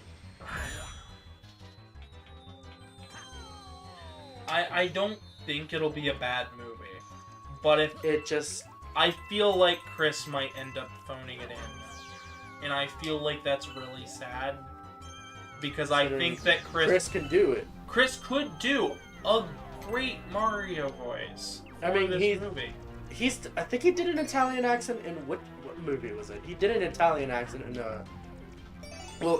a fake Italian accent in, I forget what movie it was, but he does an accent that sounds remotely Italian in some movie. I mean, we're not looking for perfection. We're not looking for these, the Mario that we all know and love. We're not looking for that. We're not looking for Lou Albano or, Bob, we're not Bob. We're not looking for that. We're not looking for a Hotel Mario situation. Oh boy. We're looking for Something that's not heard from before for Mario. like I get something that feels distinctly like, yes, that sounds right. the Brooklyn Mario that we got from 1. Like I said, that's my favorite version. Like, compared to the second trailer, I like that he goes. He could have played it completely different. He could have made it much worse. But he does add that Brooklyn accent when he says, "Here we come." But is it even through is it through all of his speech, or is it just from certain lines? Which I'm gonna be mad about. I think it's just certain lines by the way it seems like they're delivering it. Which is a shame because Chris Pratt he is a talented voice actor. no, he's a talented actor. He's not a voice actor. Well, in terms of what I've seen from him. Yeah, but What he's done the there. Lego movie was like his first time voice acting. And he actually delivered pretty well in that one. Yeah, I liked it. But just like me and Karmic were talking about beforehand, there's a massive difference between the everyman Lego minifigure of Emmett and Super Mario. And Mario is more upbeat. He's like, you know, yes, Emmett is very upbeat as well, but Mario's got energy and gravitas in his voice. Mario, no matter the voice, he's got this confidence that Emmett doesn't have. Yeah, because Emmett was unsure of himself throughout the entire movie. Like, am I truly a master builder or something like Because that? I'm following these rules. And, you know, it's fine. It's just we need that Mario. Like, you recently saw the 1993 Super Mario Brothers movie. Yes. And Bob does not sound anything like Charles. Sounds nothing like the Mario we know today. But Aside he from feels he feels like Mario. He's like, what's even better about it is that when I hear him, even though I know it's not the same actor, he reminds me of Super Show. You Remember how they were acting? He's like, oh, well, forget about it. Like something like that. He's just like, oh, Luigi, go ahead, talk to Daisy. Go on, talk to the girl. What my brother's trying to say It is... feels like Mario, the big brother. Yeah, it feels like the hero that we know. You know, confident. He tries to help others. He's trying to. He's being a realist, but he's not dragging it down. He's not dragging it down. And then we have. Let's go. Like, I understand that's a scene where he's building tension, but he could have been. But like, the other scenes that he's talking in, let's do this. Like something like that. Like he's building up. I get it. but If he did that. But even like in the scene with the Cheep Cheeps coming off the bridge. I don't know why I wanted to say pufferfish. The Cheep Cheeps coming off of the bridge. Remember when he's screaming? That's Yeah. just Chris. Like he could go, what, like something like that. Like more he- like Charlie Day. Because Charlie Day, I know Luigi is more like, something like that. You can go, instead of going, oh god, fuck it, get it off.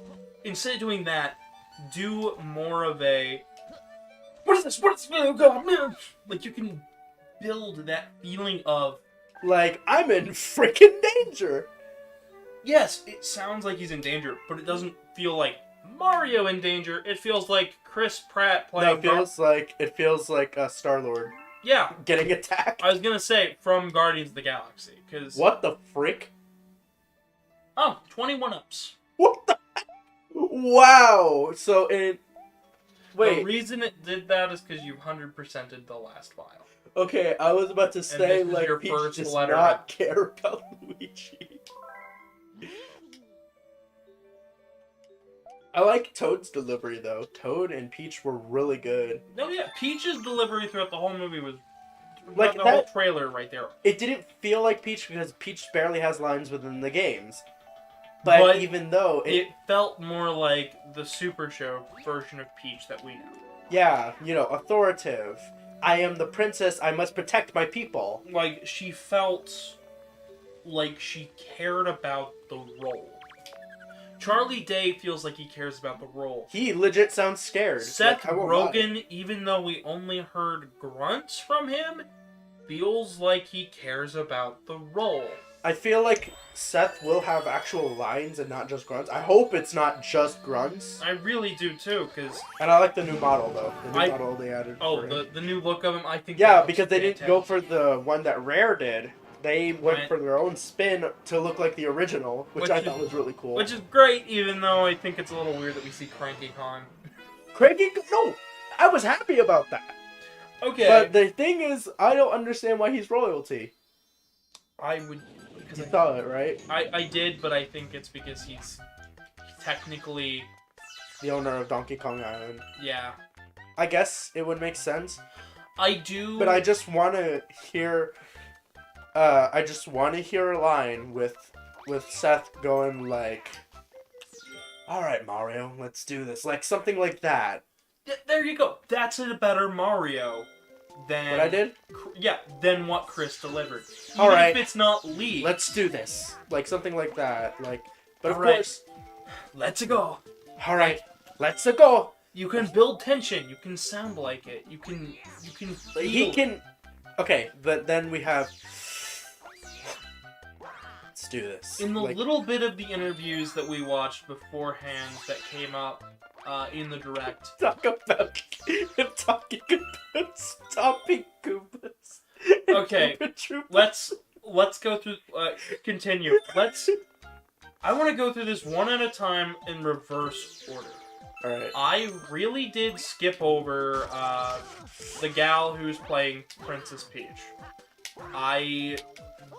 For some reason, to me, it doesn't feel like it's that big of a deal that she's there. But when I heard her in the movie, she sounded great.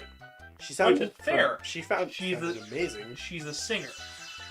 Well, It's fair that she would know how to move her voice, and she felt like she cared about the role.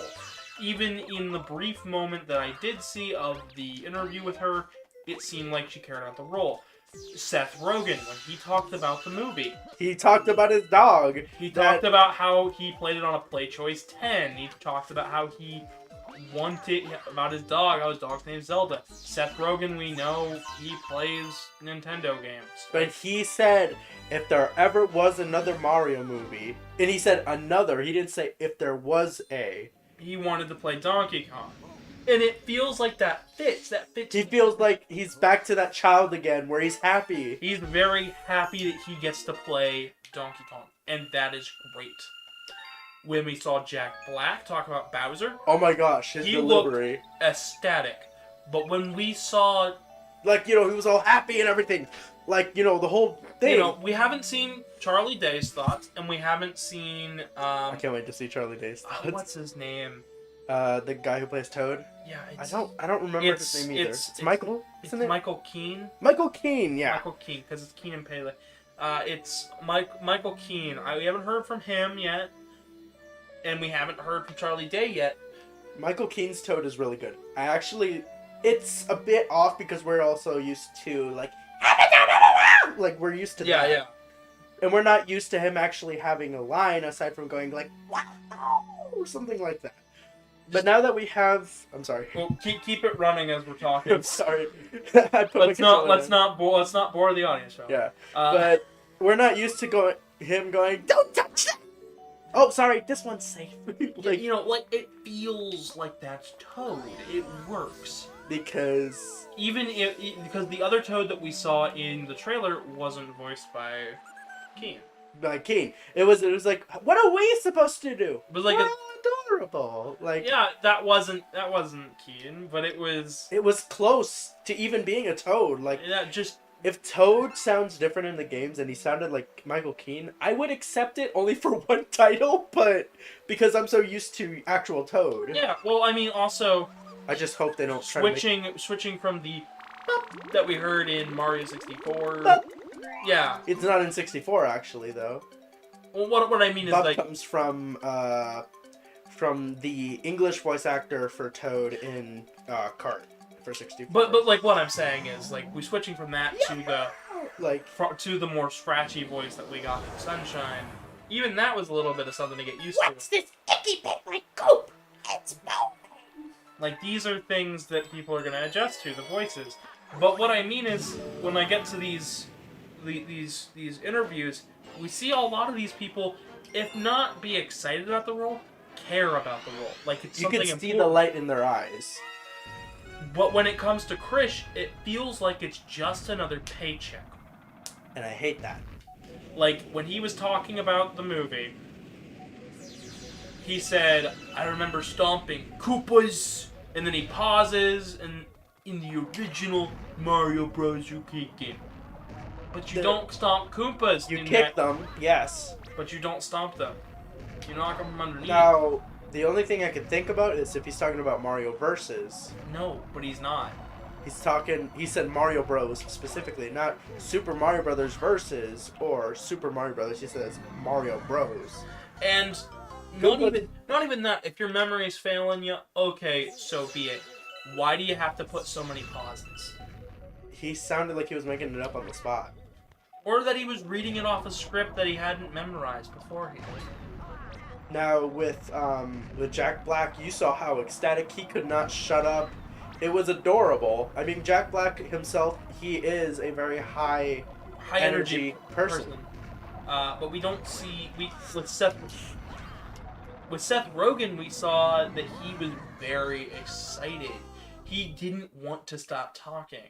And he kind of looked sad if you looked at him right. He kind of looked sad that he had to stop talking. You could tell he wanted that interview to keep going. He wanted to keep telling people how happy he is that he got to work on this grand movie and that he might get to work on another Mario Nintendo property. Yeah, they're talking about a spin-off. Can you just go straight for the one up there? You can line yourself up straight with the coin. I wasn't paying attention, I'm sorry. But no, I think that was tricky. I just think that if we're gonna get these famous people in to do these voices, I don't mind if they're doing the voices. I don't mind that they're reprising characters that were done by regular voice actors. I just want them to care. Not only that, give us a feel for the original. You know, at least give us a vibe that you actually think this is important and not just another paycheck in the bank. You know what was crazy? When I first heard Lou Albano voice Mario, because I was so used to "Let's go," like all that, the normal Mario voice that we're all used to in the That probably games. sounded really weird to you. It did, because you know what I first watched? Mario. I don't remember if Lou Albano did it for Mario 3, the cartoon. That was No, somebody Mario else. 3 and World were done by different voice actors. They were getting really close though to those sounding voices. But I watched that as a kid because my dad had. Jeez, my dad had the thing is, they match the energy. They match the energy. It's like, come on, Luigi, we gotta save the princess, something like that. And then we have, like, if I were to put it into retrospective of how Chris Pratt is, and we're not dogging on him as a voice actor or even an actor. I'll dog him as a voice actor because I feel like he doesn't really care. He's much better on the big screen as... He is a great actor, actually, when it comes to the big screen, though. On the big screen, yeah. Great actor.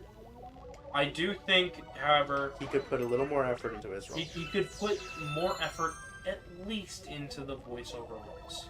Because Mario is the one who's going to get the most screen time. He's really important. Because it's not called, you know, Koopa's something. Magical Adventure. It's not. It's not Captain Toad the movie. It's not Donkey Kong. It's Super Mario Brothers. So your main focus is going to be on Mario and Luigi, the brothers of the series that started it all. So then why does Chris feel so hollow? He sounds empty, like he doesn't care. Which is sad, because I think he could really give a great performance. If he tried. If he just tried.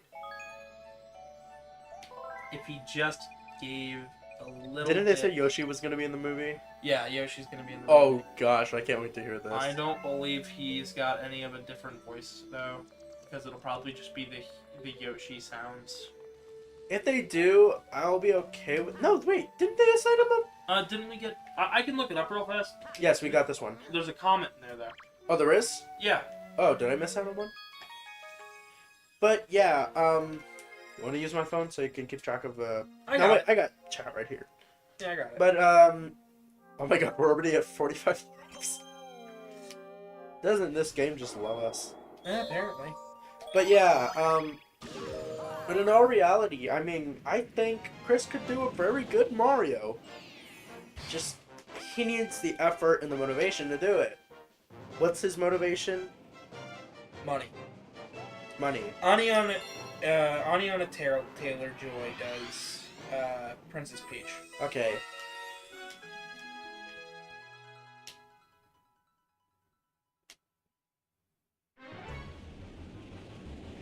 You know what's the funny thing, though? When the cast was first given to us of the first few characters, right? Everyone was sort of confused with Chris Pratt as Mario, but everyone accepted Charlie Day and Seth Rogen and Jack Black. Yeah. But when somebody said, when they heard the words, oh, which one is this? Oh, Dinoperna? Okay, so it's this way. When somebody said, oh, Chris Pratt is going to be doing Mario, everyone was like, oh no, are they just throwing celebrities in here? This Chris Pratt, I mean, yeah. Chris Pratt is most known for his roles in, you know, many movies.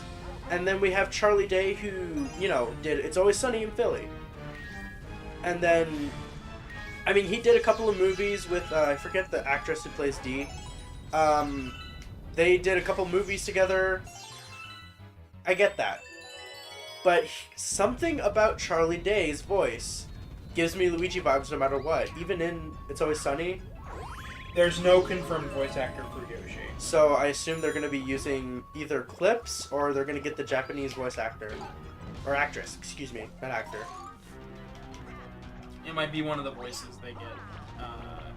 From the sound profiles that they have? From either the sound profiles or if they do get new clips, it'll probably be the Japanese actress? The Japanese actress or Charles Martinet, because Charles Martinet has done the Yoshi impression on short notice before. Yes? He has. I did not know that. I know Charles is in it. I am waiting for Charles to be in there. I think the fact that we've gotten references to other, you know, older Nintendo characters. Pauline's in the posters. Yeah, I think that's cool. You know what we do? You know what I think we need though? Because every scene that we have seen thus far of this movie is in the Mushroom Kingdom. We don't see... Well, I mean, like, anytime we see another character on screen with Mario, it's in the Mushroom Kingdom. Big Koopa's in the Mushroom Kingdom. You don't think we're going to touch Subcon? No, I don't think we're going to touch Brooklyn. We're not gonna. I don't think we'll touch where the movie. Well, first of all, you got to realize in the first movie, Mario comes out of a pipe. I know this is. Oh, I see what you're saying. It's like the threat's not going to be taken to Brooklyn, like it was in the first movie. Even if it's not going to be taken to Brooklyn, what I mean is, I think we're seeing clips from midway through the movie. I think we're seeing clips from the beginning of the movie after Mario and Luigi discover the 20 minutes into this movie, because we're not seeing Mario enter.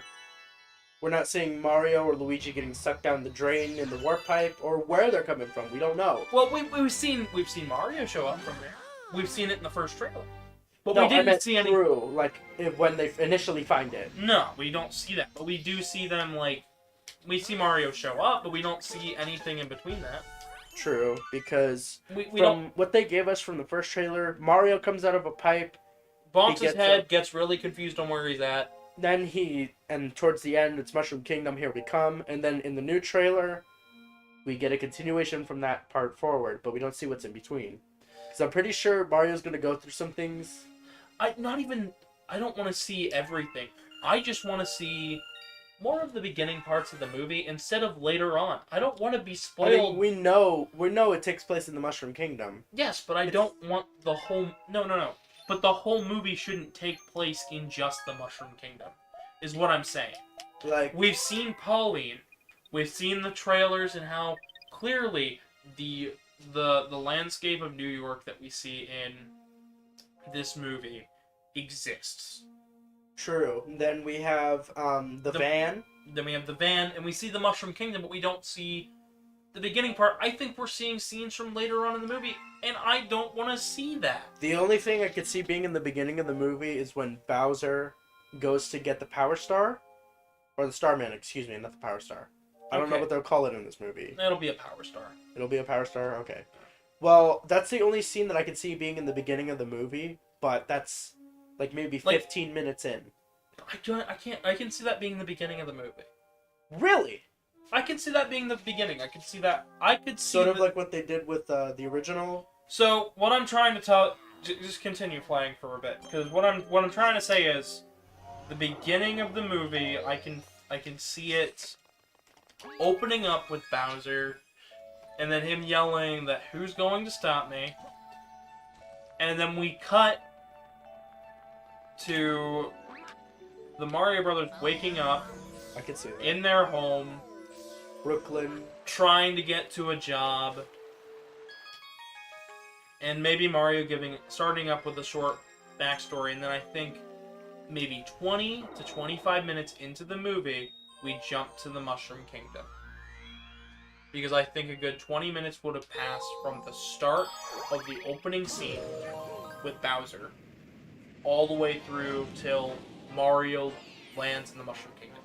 Okay, that I can see. That's what I mean. Like, what we're seeing from this new trailer and from the first trailer, 90% of what these trailers are probably from midway to the end half of the movie, and I don't want to see that. I mean, the thing is, how are they going to incorporate Seth Rogen's Donkey Kong into it? If you really think about it, because one, Well, we saw Donkey Kong in the Mushroom Kingdom, which I think just feels wrong. it feels wrong, but here's the thing. We see Cranky Kong in some sort of, I guess, formal majestic attire, right? Meaning, like, hey, they could be visiting from another kingdom, and they hold jousting or duels between kingdoms, you know, for fun. I Or guess. for sport. I just think... That's where I could see Donkey Kong being introduced. Yeah, but also I can just say... I don't know. That feels like later in the movie, though. Yeah, it does. It feels like right before Princess Peach finds out that Bowser just took a Power Star. Not only that, from if I remember correctly, no wait, no I don't. That's wrong. But a theory for me is that possibly Princess Peach and that organization have an alliance of the Penguins. At least within the movie, right? I don't... The reason how she would find out. Well, yeah, but what I mean is, like, I just don't think this move... I think these trailers are going to end up spoiling the entire movie. Well, there's only going to be one or two more, right? It's not necessarily the case, because what will probably end up happening is they'll do another direct with an interview with Keegan-Michael Key, Charlie Day, and a third trailer, giving the exact release date in April. Because the first trailer just said 2023, this most recent trailer said April, so the next trailer will probably have The official date. the official date, and it'll probably come January, February time. Because the last trailer we got was in early October. I think the next trailer we'll get will be early January to February. I feel like that's enough time in between. And I'm sure they'll start running TV ads that'll have even more spoiler-ish sections to them. Of course, we don't watch TV, but... But still, like, I mean, I watch YouTube, and sometimes some of my devices, not all my devices have ad blocker on them. I don't True. have the money for YouTube You don't have Premium. premium, and they could play the thing. They'll play it, and I mean, I'll there's a way to avoid it. You just have to click out of the video, you go back, scroll and it, and go back. I mean, that's also how I avoid. but I it's mean, just, that's also how I watch ads. You know.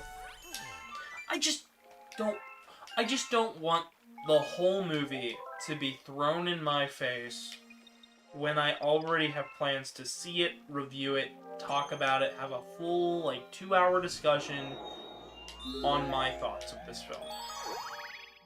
You know, with Yeah. Sonic 2, I didn't have that. I didn't have to worry about that at all. Okay, I have not watched the first one, but I've watched the second movie, which is honestly a travesty at this point. It's treason, if we can call it that. But I mean, Sonic was the first one, I believe, to, well, aside from Mario, of course. But like to bring, live action or CG movies of the new age when it came to video game characters. I mean, you and I have heard discussions about Comic Zone, which you and I are both very excited for. I've also heard Crazy Taxi Crazy Taxi, yeah. and Space Channel 5. These all sound like great ideas. Especially Comic Zone. But I've also heard of other ideas thrown around for new movies. So, of course, we've been hearing about a Zelda adaptation for years. Yeah. And it feels more active now than it ever has. Multiple different studios and actresses have said they want to do Metroid. Metroid would make an interesting movie. I think it could make for a great Ridley Scott-style horror movie, even if it is family-friendly. I think... Oh, here. Oh, there's bombs here. I didn't see these. Wait for it. You're moving them around too fast.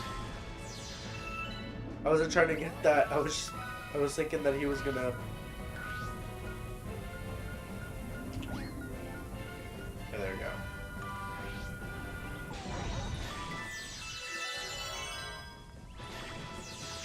Boom, and now you can get the... You weren't going for that one because I thought, okay, well, I'm stuck here because I didn't see the bombs and I forgot they were there. Speaking of bombs. Right there, you could open it up. Oh boy. But I feel like the movie could be good. It could be amazing. It just, we need Chris to pull through. I'm still cautiously optimistic. I'm still at that standing point where I was at when they announced that Chris Pratt was Mario. I'm still at that point where I am, more than ever, I am willing to write off the movie. Not to say it's bad, but I'm willing to, if I didn't see the Mario movie and I didn't have to talk about it for my job, who am I kidding? I'd probably still go see it, but like... It's just you'd have nothing to base it off of. Because even though Nintendo probably, most likely, wants to write off that movie even existed. Which is a shame because it's influenced so much more. Because this is the first stereotype that Luigi, is a bit of a coward in a way, but can be brave when he needs to be. Well, it's the fact that he can be brave when he needs to be, because that inspired Luigi's Mansion's Luigi that we know. Yeah, well, the whole thing about Luigi being scaredy cat came even before that movie. It came from an old advert of Mario Brothers where somebody they had an actor play Luigi ask, "Mario, where are you?" Oh, was it? It was for the original Mario Brothers on Atari 2600. It's hard to imagine the time when Nintendo games came out on other platforms, but this is before the NES. Mm-hmm. It's amazing to think that Nintendo's come a very, very long way from producing cards to video games. To give you a sense here, I don't think you'll get copyright on, but at least a little bit of the audio. You shouldn't, so... Oh, I saw this!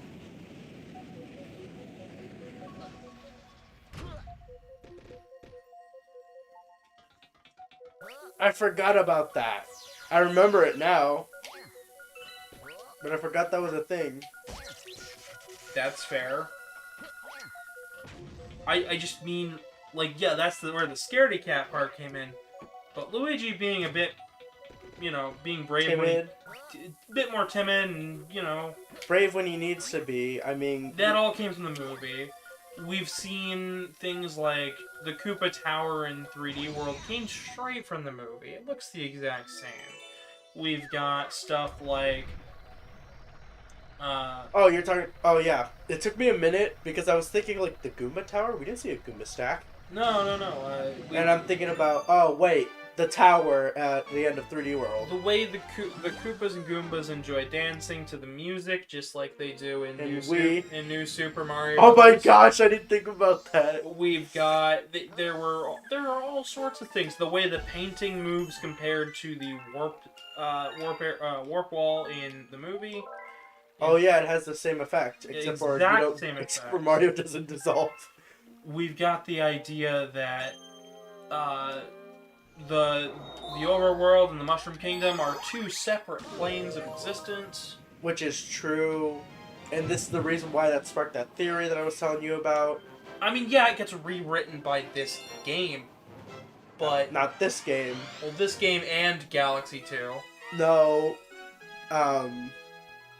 freaking Galaxy 2. No, Odyssey. No. It gets rewritten because of this game, because this game is what reset that. Think about it. Oh yeah. There's. But no, I just think that just writing off the entirety of the Mario Brothers movie from 1993 you're missing a lot. And just saying that a CGI movie is going to be better just because it has modern techniques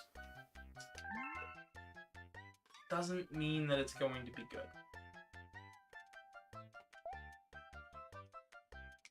I just don't feel... I guess I just mean I don't feel like this movie was made to be a good Mario movie. It feels more like a way to write off another film that the world has universally determined is bad. Just because of one person. Just because it's not what they were expecting. I mean, Okay, so we watched the Mario movie here recently. The capture card was flickering. I didn't see it, sorry. It was on this screen. On that screen? Yeah, see? Hang on real fast. Don't I have to reactivate it? It should be okay. Hit back real fast, or... Yeah, reactivate it real fast. That's freaky. Okay, we fixed it. Yay, we fixed it, Mario! Oh, great. Casey's got a new... Oh, it's doing it again. What the heck? Every time I move. Now it's stopped. That was weird. This is a cheap capture card. True. It's only $20. Either way. I don't think it likes us talking about the Mario movie. It doesn't. No, I just think writing off I feel like the CGI movie is just a way to write off the original. I mean, what I was saying before I noticed it was starting to glitch, is you can ask Gavin. When we've watched it, I went in extremely skeptical that he said it was a good movie. I had my doubts. I looked at him like, you're freaking crazy, get out of my face with this. And then, of course, I heard the Mario intro, like the Mario theme we all know and love. And I was just like, okay, the Mario, yeah, we get it, it's Mario. But then when I saw the fact that, hey, who is this person? I don't know who they are. They're running through the streets to drop off a carriage at a cathedral. Yeah. And I'm like, oh, This isn't Mario. I thought it was Mario at first until I saw that it's in a capsule, and I'm like, What? what? And then I got interested, and I was just like, what the frick? Who is this? Where is this going? Why is it going? I was like, is this meant to be Mario? When I saw it hatch, the egg hatch, I was just like, it's a human child. Is this meant to be Mario? But if so, Mario and brother. Mario and Luigi. Mario Brothers. Where's Luigi? Where's Luigi? Yeah. And I'm like, well, Luigi's not adopted. We all know this. Yeah. But he is sort of adopted in the movie. I mean, no. Mario, didn't he say that Mario took him in, and he's more like a father to him? But It's also it's more just of a brother? because the parents were gone so early on. Yeah, true. Why'd you freeze it? I don't know. She can Oh, sorry. fix.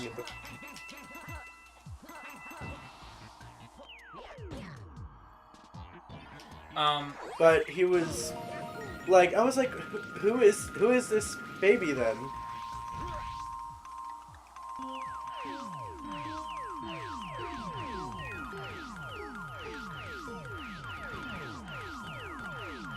And yeah, continue your thought. Yeah, sorry. I was like, who is this child? I mean, oh gosh, skills. I was like, who is this child? It doesn't make any sense.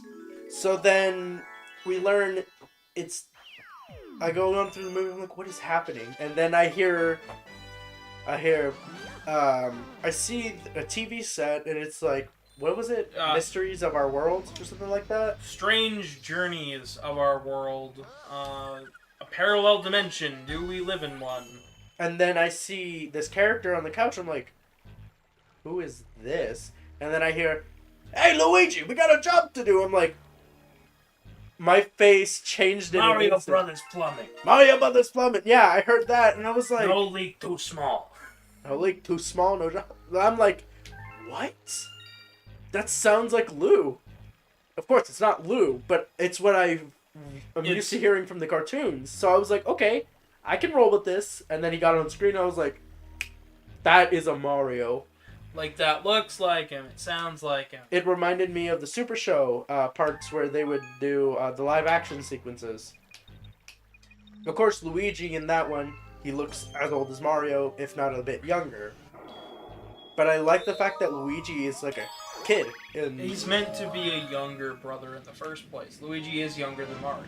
He is. And then when I saw, when I was like, oh wait, so that kid on the couch is Luigi, I'm like, okay, I can play with it. But then when I heard him speak, I was just like, that is a really good Brooklyn accent.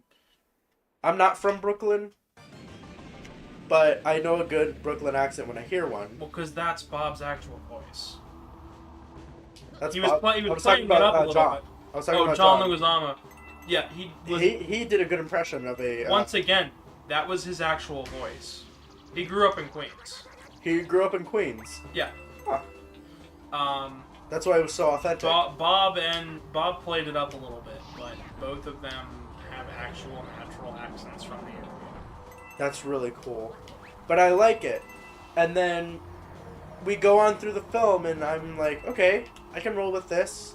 And they talk about, what was it, the Pasquelli? The I don't remember. Scapelli, bro. Scapelli, my bad. I remember it sounded like spaghetti, that's all I know. Spaghetti plumbers. But I mean, yeah, I continued watching the movie, and I was just like, this isn't as bad as people told me. And then I started talking to Gavin, I'm like, even though we're watching the film, I'm like, Gav, like, are you sure this is the same movie? Is there not, like, an OVA that people are talking about? And he's like, nope, this is the exact one. I'm like, okay. I was so confused, and then all of a sudden, like, he said, the thing that this movie is praised for is its, like, visual effects. Yep. And when I saw Yoshi, I lost my mind. Obviously, the part where they warp through the gate, That's all CGI. and it was, even though, like, you know, Mario twirling in front of a green screen. It was a bit cheesy. But it The works. part where they dissolved, I was like, whoa.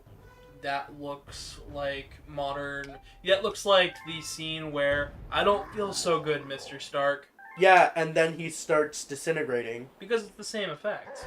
And it's interesting how they pulled that off. And what year was this? It was in 90... 1993. So the ending, like pre-production CGI stuff, would have been 92. Still. But then there were a couple things here and there in the movie that I was like, wait, that's a Mario reference. And not just like, oh, look, it's a coin, or it's a power-up. It was more or less like, wait, what does that sign say? Thwomps was the first one I saw, and I was like, what? And then later in the movie, you hear him say, "Oh, it's the Boom Boom Bar." The Boom Boom Bar, yeah, that was the second one I recognized. You saw bullet bills. The bullet bills for the I forget what exactly. Cartridge is what she said, is what Big Bertha says. Yeah. Big Bertha, I actually did not know was a Mario reference until a few days before we watched it. But As a Mario fan, I was like intrigued. I was like, this is the Mario movie that everyone said did not deserve to be made. they did Pauline pretty good justice. Yes, she's called Darlene?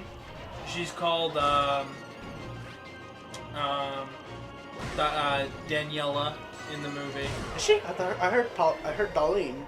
No, it's Daniela. It's Daniela? It's Daniela, which is actually it's kind of like the same sort of Thing with Koopa and... kind of. So Daniela is like a romanization of like a simpler version of Pauline, like the way Bill is a simpler version of William. Yeah. But there's also William, and so Daniela is a very shortened version of that. Yeah, I see. But it's not quite fitting. But you wouldn't think Bill when you go Will. Now, would you? No, not really. I mean, I liked her design as a character, how she talked. I mean, I was like, this feels like Pauline from Odyssey. Yeah. Because Pauline is, she is from up north, if I remember correctly. Mm-hmm. Like, according to everything, because she owns New Donk City. She's the mayor of that, which is a spin-off of New York. New York. And then we had her in a pink dress almost the whole time with like the stripy outfit kind of matching the umbrellas from Donkey Kong and her purse as well. Oh yeah, from the original art, from the in-game She sprite. had the flowing black scarf just like she does in the artwork. I think in the artwork it's white though. No, I just remember her having a dress though. I don't remember the scarf. But that's from from Odyssey though. I'm thinking back to older artwork pieces. Yeah, that I haven't from seen. the time. Because I've seen, of course, Mario looking completely different, but somewhat similar on the side of the arcade. That's what I'm used to seeing. Then the artwork from Odyssey, where they had in the background scrawled across like. Yeah, I'm thinking ColecoVision artwork from 81. From 81. Yeah. So, I'm thinking back to some very old pieces. But yeah, I really enjoyed how they did Pauline. And then the joke that you and I made about those two guys that were sabotaging the Spike and Insight- Iggy. Not Iggy and Spike. The two plumber workers that were sabotaging the Biscelli. Spaghetti. Who cares? Scapelli brothers. Scapelli. There's one more comment that showed up, I think. Huh? Right there in the turns. Oh, I was looking over here. Oh, a comment, not comment. No, we haven't. We don't have any more chat members at the moment. We have one. I don't know who you are. It's just me. Oh, it's just you. Oh yeah, that's right. You're watching. Earlier it said 0. Nope. It's because I clicked off for a moment. Well, anyways, but I love how you made the joke that like, oh, it's Wario and Waluigi. One's a shorter, fat one, and the other one's a skinnier one. And while Waluigi wouldn't have come for another couple years, So Wario was. who the frick was it? But it's incredible that even though you made that joke about it, it fits. It fits because I had time to sit and think about it. It doesn't seem like something I would think about really, but I had time. I'm really sad that the cosmic clone thing, not the race. The race didn't come back, but cosmic clones did as a whole. I'm sorry, I went all the way from the movie over to this. I kind of want to get back on to the movie topic. Me too. At least a little bit, because what did you think about Daisy instead of Peach? Daisy? Yes. After you explained it to me, I was okay with it. I mean, Daisy, yeah, because of Superland. Because the idea here, chat, is the fact that Peach was not a unified name for her. It was Toadstool. It was Princess Toadstool. But the way you could read that by all of the manuals and all of the things in-game. In English, too. Yeah, the English manuals, not the Japanese manuals. Because the Japanese always called her Peach. But they only were working off of the English manuals because that's all they had to run off of. So they were like, nah. Daisy. Because Mario Land had recently come out, Mario Land 2 was out, the only name they had to run with was Oh Daisy from Mario Land. So Princess Toadstool would have been Princess Daisy. They looked very similar. Yeah, at one point I actually thought they were the same character. When it came to the older sprites. As well with Pauline. And if you're confused, what do you think a Hollywood writer is? Just as confused. So, it only makes... You're forgetting Halloween. Hollywood Cinematics. Also, those Lumas are really close together. But yeah, I mean, I was okay with it actually. It's not a bad change. I think it fit for the movie. Especially for Luigi to, step up. Mm-hmm. Not be as afraid. Step out of the water for a bit. It really fit with him because she's an archaeologist and... the Daisy we know today is also, like, very ruffian, sort of tomboyish. I could see the Daisy of today doing archaeology, and it would fit her character just as well as it fit her character. Didn't she have an archaeology outfit in one game? In Tor, I think it was? Because you can get alternate outfits. Peach did, but Peach did? Not Daisy? Not Daisy, I don't believe, but I could look it up. But you know what? If they did make Daisy an archaeologist outfit, that means they acknowledge the movie. Well, let me see here. Oh boy, look at our star count and look at how much is required to unlock Bowser. Oh boy. You don't want to repeat. Please don't. I won't.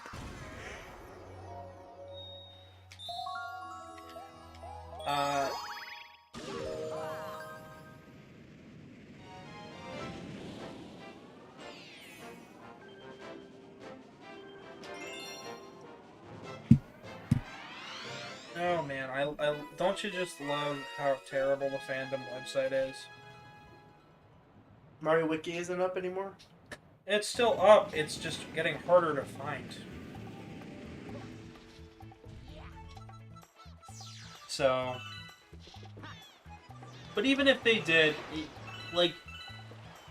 That movie influenced it a lot more than what most people realize. Like, I've already mentioned Koopa Tower, but we haven't, I was surprised only Iggy showed up. And yeah. Iggy is a Koopaling. He's not just, another enemy like Spike. He's not just another enemy like Big Bertha or anything else. I think the reason they did that was to get more references in than just the ones they had. Because we had, what's her name for the movie?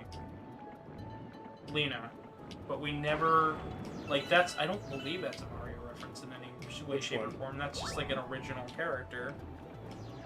But nowadays we have Bowsette, and that would really fit the character type, wouldn't it? Shush! We don't talk about that! But I mean, realistically, think about it. What did she wear throughout the entire movie? Tall, dark, black, and blue dresses. What is Bowsette designed with? Bowser. Black and blue dresses. But is that official canon? No, Exactly. absolutely not. And it should But still, stay that I way. don't think they pulled from the movie. I just think They took inspiration. they might have taken inspiration without even realizing it. Which is what keeps happening the more I watch, the more I play these games, and the more I link together.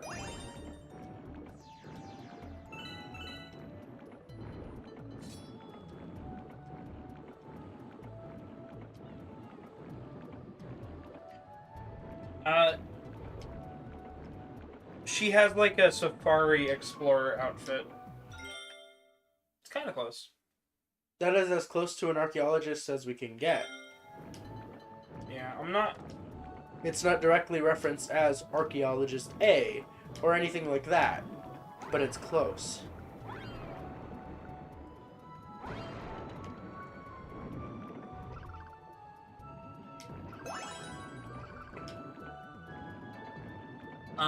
Then we had.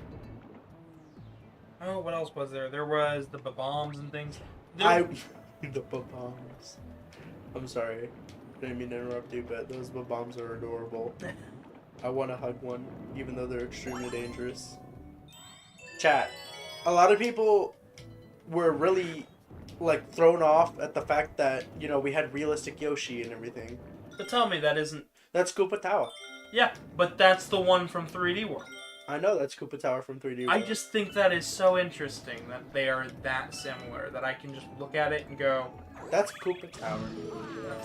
that's from the movie. It's close enough for me to go, movie.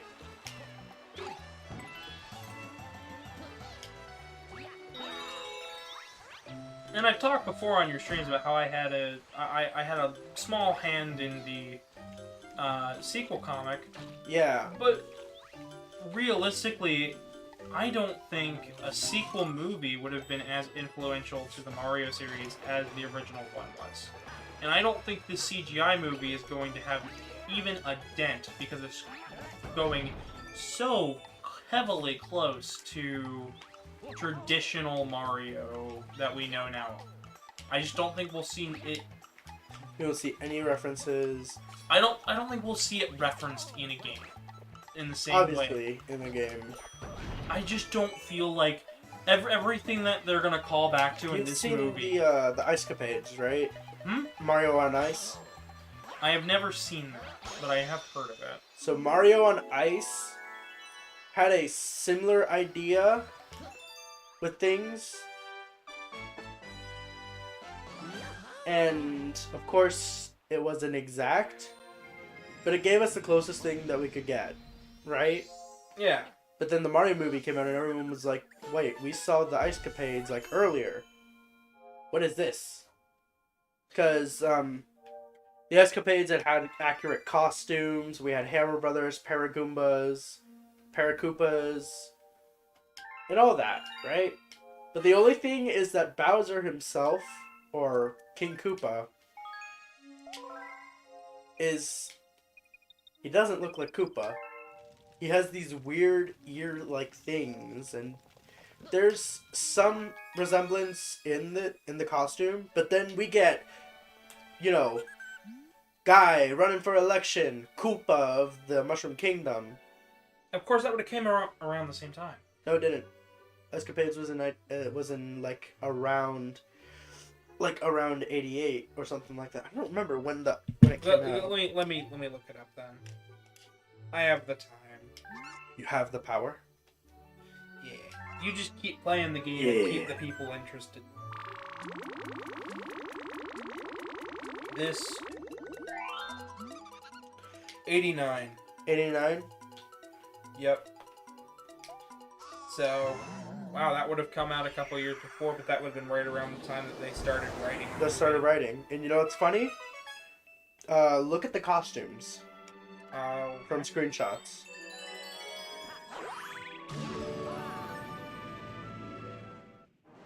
They're very big and hokey. Right. Look at Mario, look at Luigi, look at Peach, then look at the enemies. But once you get to Bowser, that's where it looks weird. Everything looks okay so far. By the way, Bowser didn't skate. He rode around on a castle with wheels. Oh, I have seen this costume. I've seen this costume before. I don't like this costume. Right? But But I've now, seen tell this. me, what do you think of Bowser the Neat Freak in the Mario Brothers movie? Interesting. It's a new spin. We don't see human Bowser. Or any of these enemies as humans. I noticed that they got the shell on as like a jacket. Right. Kind of like how he had the black leathery jacket throughout the film. Yeah. Interesting. Yeah, no, I would never ever want to watch that. It's Ever? really bad to a degree, but it's really fun to make fun of. Because I feel like that is dumber than what people make the movie out to, the actual movie to make, or what they make out the actual movie to be, right? yeah. Now, let us mention that with this, they said that, oh, this is all happening inside of the NES. The What? whole experience is happening inside of an NES. It starts off with, I don't remember who? Jason Bateman's in it. Okay. And then. it starts off with like a couple of teenagers playing Nintendo. You know, the NES, the Nintendo Entertainment System. Sounds They're like playing some Mario. Captain N bullshit. That's what I'll say. Now listen, it gets worse.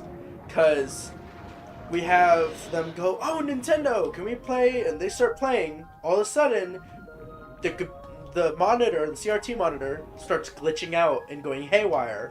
So just And like then Captain N.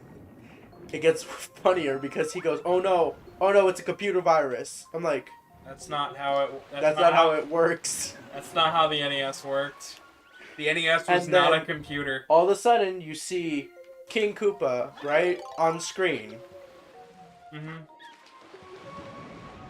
And he's talking about taking over the NES and taking over the world. I'm like, What? from an NES? All right. It gets worse. I'm gonna be honest. I don't want to hear anything else about this goddamn thing. I never. Want They involve children. I never want to hear anything about the ice capades or any bullshit about any of that One last ever thing. again. So they I'll let you get out one more thing before I cut So- off. Oh God, no. so they used practical magic tricks in it. Okay. Luigi killed a Koopa Troopa. And they involved kids in it. They have kids in these little carts with wrenches as props, right? Dressed as Fire Mario. In the overalls and everything, right? You know what? No. And they end up banishing Bowser all together at once and making him disappear along with the castle. That's how this whole thing concludes. And Mario and Luigi, they fly in from the sky as they enter the scene. Mario sounds okay. He has the gravelly voice, but he has an Italian accent, not Brooklyn. No. Okay. That's lots of slippery ice down there. Yeah, you might make a crash landing. Okay, they really didn't know what the fuck they were doing. I got nothing for any of that. All I know is I kind of want to make you watch the Chatronic No, video that I found. No, I'm not watching that. I refuse. No, it's not bad because Chad, he makes fun of it. I'm sure Chad makes fun of it. Doesn't mean that I like Chad Tronic either. I'm just saying, the video is the best way to watch it because he does make very valid points. But No. the fact that they're like, oh no, it's a computer virus, it's taking over the NES. Bowser's like, I'm gonna take over the world from this NES. Yeah, sure you will, bud. Yeah, sure. It'll be outdated in about, I don't know, 3 years. The costumes aren't bad though, for the enemies. I like them. It's just, the Hammer Brothers are the really good ones. I like the Hammer Brothers a lot. Still doesn't compare to the movie's fucking costume design. And then we have the movie, right? We have these really tall buff guys in jackets with small heads. Who are they? The heads are just puppets, by the way. I know they're puppets. But I'm saying, we go from, you know, a tiny mushroom with legs and a very angry disposure, right? To this. It's foreign at first. But once you try it, it's good. It's a good movie. You just have to set your expectations accurately. Know that it's a little goofy. It's gonna be having that 80s raunchy humor because there wasn't censorship as bad as it is now. And it's going to also heavily... It's going to be a very different portrayal of these characters, but you're still going to understand and know where they're coming from. And honestly... It's the same story. I can see the Mario Brothers from the movie at least being not only plumbers, I can see them trying to do carpentry beforehand. I can see Mario trying his hand at being a circus professional. I can see him... Oh yeah, he was an electrician as well. Yeah, I can see him doing all of those jobs before Mario Brothers Plumbing. I can see that Mario doing it. Now we go to the new movie, and I hear Chris's voice. I can't see that voice doing anything other than, I don't know, fucking boring people half to death at a comedy club. Look at me, I'm funny. Exactly. It's not even a ha you're funny. It's not a No, it's more of a ha. It's me. I'm a funny. It's not like a ha. It's more of a ha. You are funny. Big funny Mario man. So Chris, stop phoning it in the Mario movie, or else you're gonna be shaking with fear like this guy over here. But yeah, I did really enjoy the Mario movie, and Gavin witnessed magic that night. He witnessed the inner child of me coming out with a bomb. With a bomb. I still think it's I think the funny. What was the point of this one? Not talk to him. There are other students taking the test right now, so I'm gonna... Oh! It's the freaking golden shell one. Right, I forgot. Honestly, I think more the fact that you were like... You doubted me from the very start up until you saw Bob as Mario. Yeah, you saw my face change. I was like, that's interesting. He sounds like Lou. What did you think of the Mushroom Kingdom's design, though? Okay. In that movie?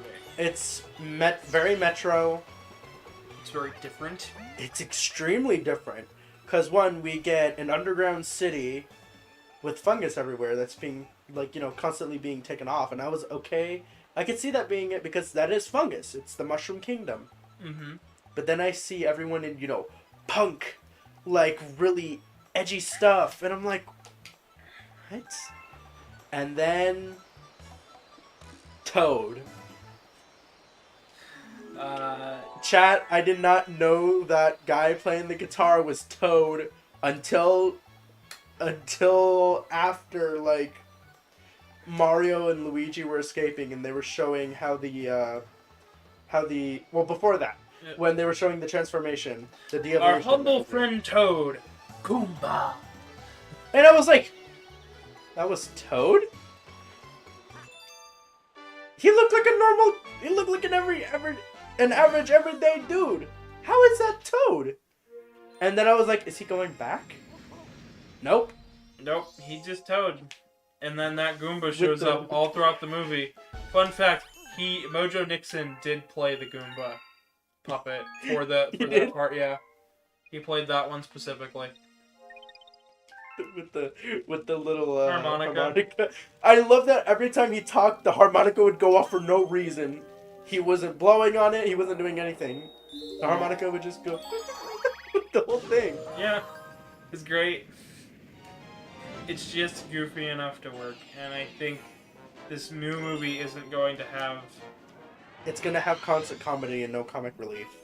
Unless Charlie Day's in the scene. I feel like it's going to either be Despicable Me again, except for With Mario. with Mario, or I see it as we're going to get constant joking. This is a children's movie and not a family movie. Because I can sit down and I can watch all three of the Power Rangers movies, and I can convince friends to watch those three movies.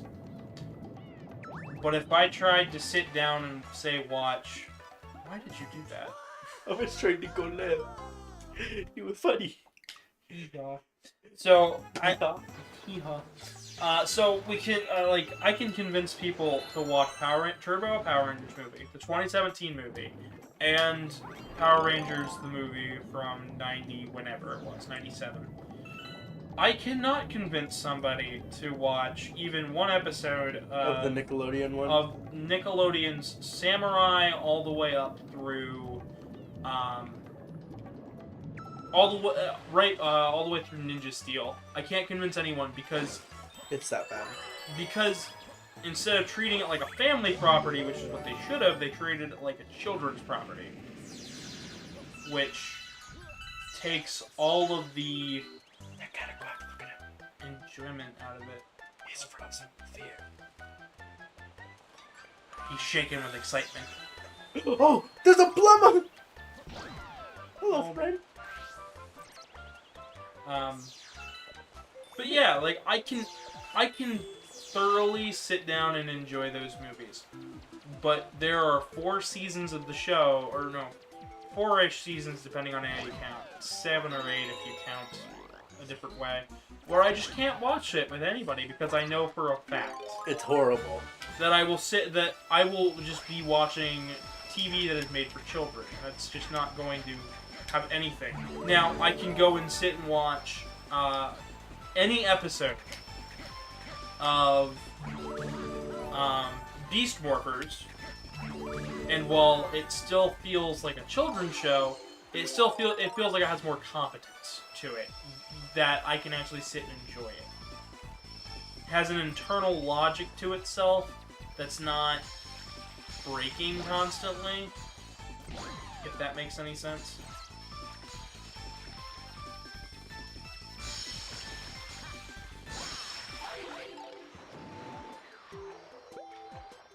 So,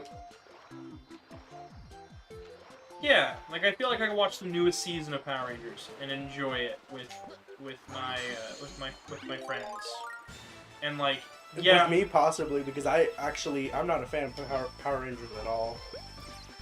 but there's an internal consistency with the stories they create that I don't think I could do with this new Mario movie. I just feel like we're going to end up with the exact same logic of Any Mario game? not a new Mario game, but No, like any Mario game is what I said, not new. Yeah, like I just feel like we're gonna walk away from this feeling less like it is a family game or a family movie, and more like I just sat down to watch Dora the Explorer and my nephews were bored as shit the entire time. At least, I heard about the new Dora movie.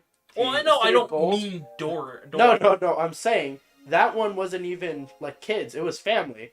I know, but I mean like an episode of the TV show. Yeah. Okay. Like I'm sitting down, like showing them something that'll shut them up for an hour while I read a newspaper or look at the news, which doesn't feel responsible. It just feels like I don't care. It's Watch it. It's empty content for the sake of content, which is so half-hearted to me. Now, the Mario movie, I mean, yeah, there's some scenes that could be, slightly suggestive, One in particular. but we would Oh, I just screwed that. have water back there. Oh, I did not. Yeah, my water's not there. It's behind the wheel. No, I'm gonna go It- pick that up because I do not want that spilling on the wheel. my bad. Very good. Actually, hold on. You play for a bit. All right. What it was? Oh, this is the same moment where you told me to play last time. So before we did this, we didn't film it, but we played 24 hours worth of this game where we just did 100%. as quickly as possible. And I handed Gav the controller exactly on this stage. Oh my god. Well,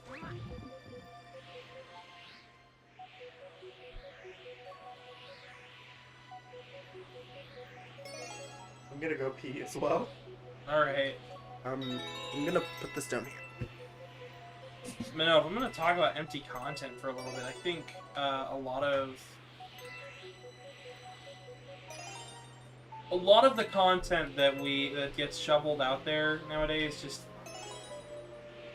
at least a lot of the family content that could be really, really clever and cool, ends up feeling more like children's content nowadays.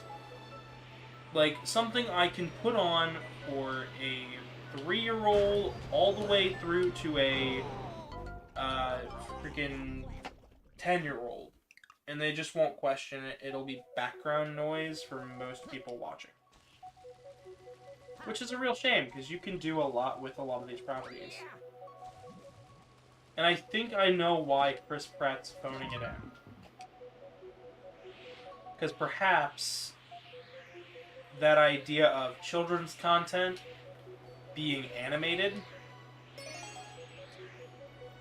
and the idea that, I don't know who put this in people's heads, the idea that a well-regarded animated thing must be geared towards children because it is animated and because it has bright colors. This is something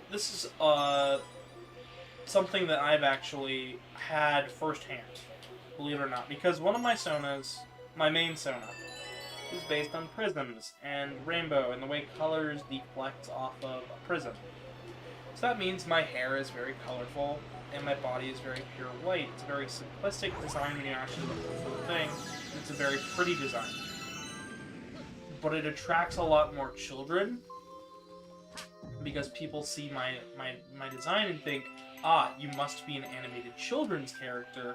You'll be fine for my kid. Which is not the case at all. I do a lot of cursing and a lot of raunchy humor, references to older things that nobody's going to get. They're going to think I made it up because they're that young.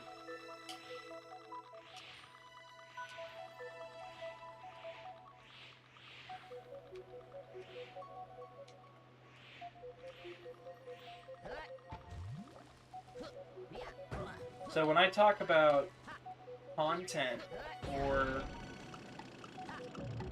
like animated movies and, you know, even some live action stuff feeling more like children's entertainment than family entertainment,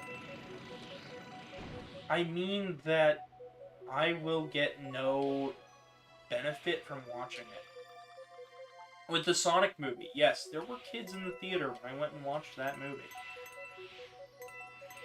But I also got to enjoy and watch that movie knowing that it's not going to... I have a second YouTube? I only have one YouTube channel, Casey.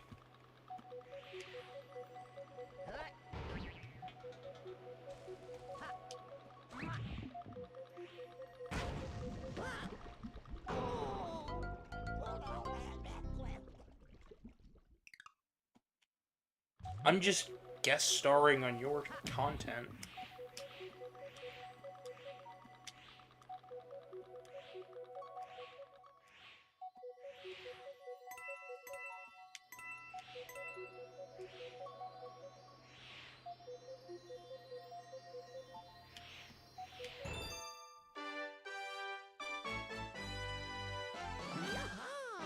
I don't mean this one, I'm referencing, like, my actual channel when I talk on there.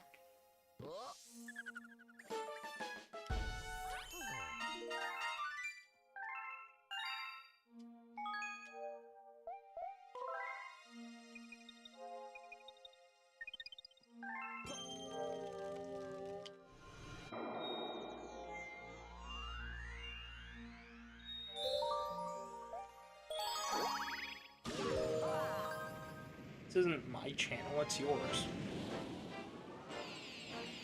We've been going for 2.5 hours now.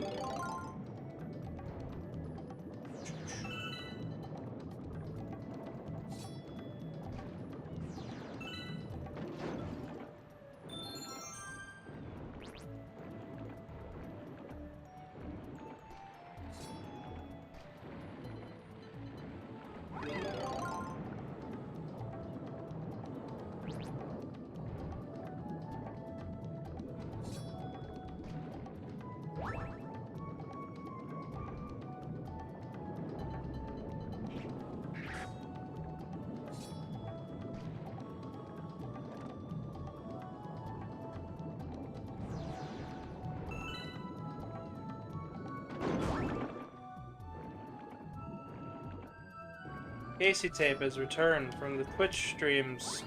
Casey Tape. It's cold. I just realized this one got up. It started freezing when I got to the other side of the house. It's not that cold. That's a good sign for me. What, that you're cold? Yeah, it's a very bad sign for me. Why? It means I'm getting sick. We can warm it up if you want. Yes. So where'd you say the secret star was here? I already got it. Oh. I already got it.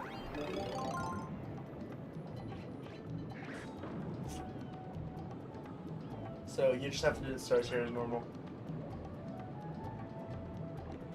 I'm gonna get up out of the seat in a second and give it back to you. Yeah, I need to get over here. These kids, I'm actually cold. I'm shivering, chat. I don't have my camera on like I normally do. Probably won't for a while. I mean, that up here, though, it gets a lot colder than North Carolina. I mean, a lot colder. Been here, what, a week? 2 week and a half. Still getting used to it, you know, adjusting. Where was it? Temperature? Ooh.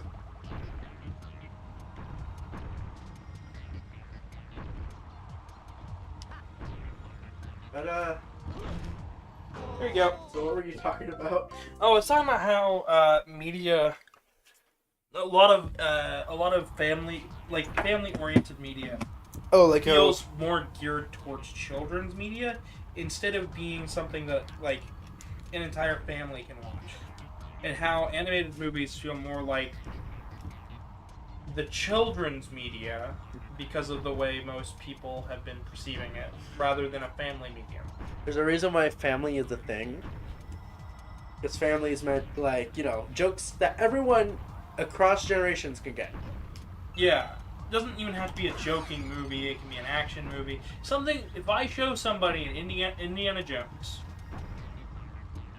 they aren't going to immediately go, oh, look at that children's movie.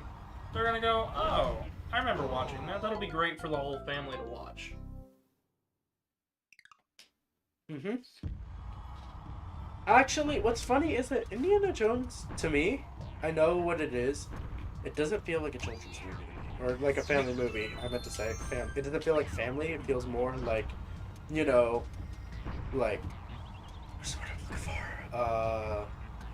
looking for? Like a teenager to adult, right? Doesn't feel like something that, you know, a younger kid would watch, you know, due to gun violence. But that's just because of, like, you know, COVID today and how they deal with shit. Yeah, I know, but like when I was a young Lad. lad, I ate 4 dozen eggs. Everybody seriously going there? No. You call me Lass. I do call you last from time to time.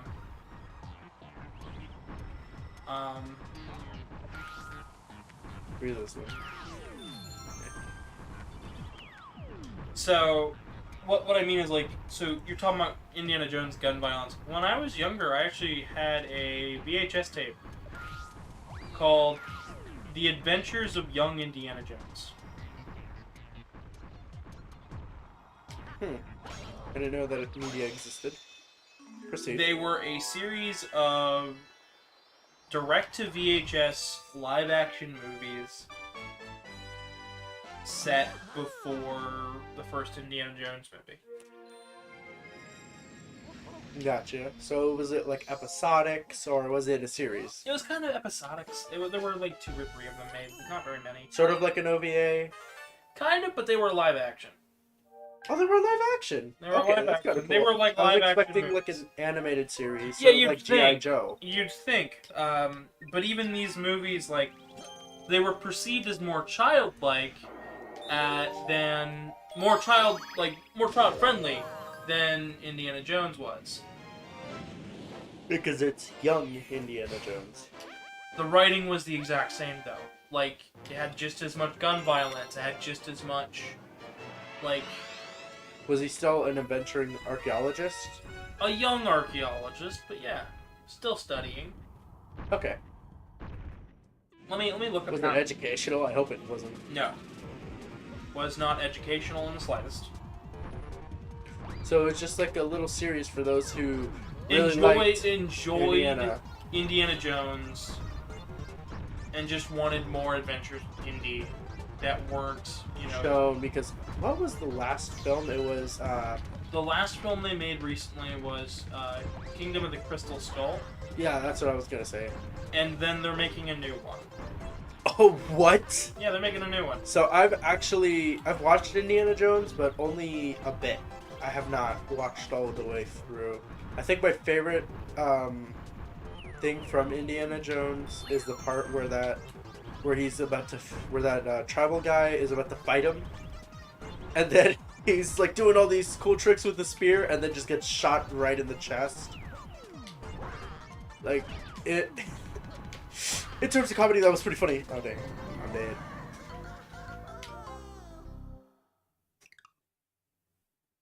But no. Ooh. Yeah. So that's him on the left, Yeah. as older, but then that's him on the right, younger. No. Left. That's younger.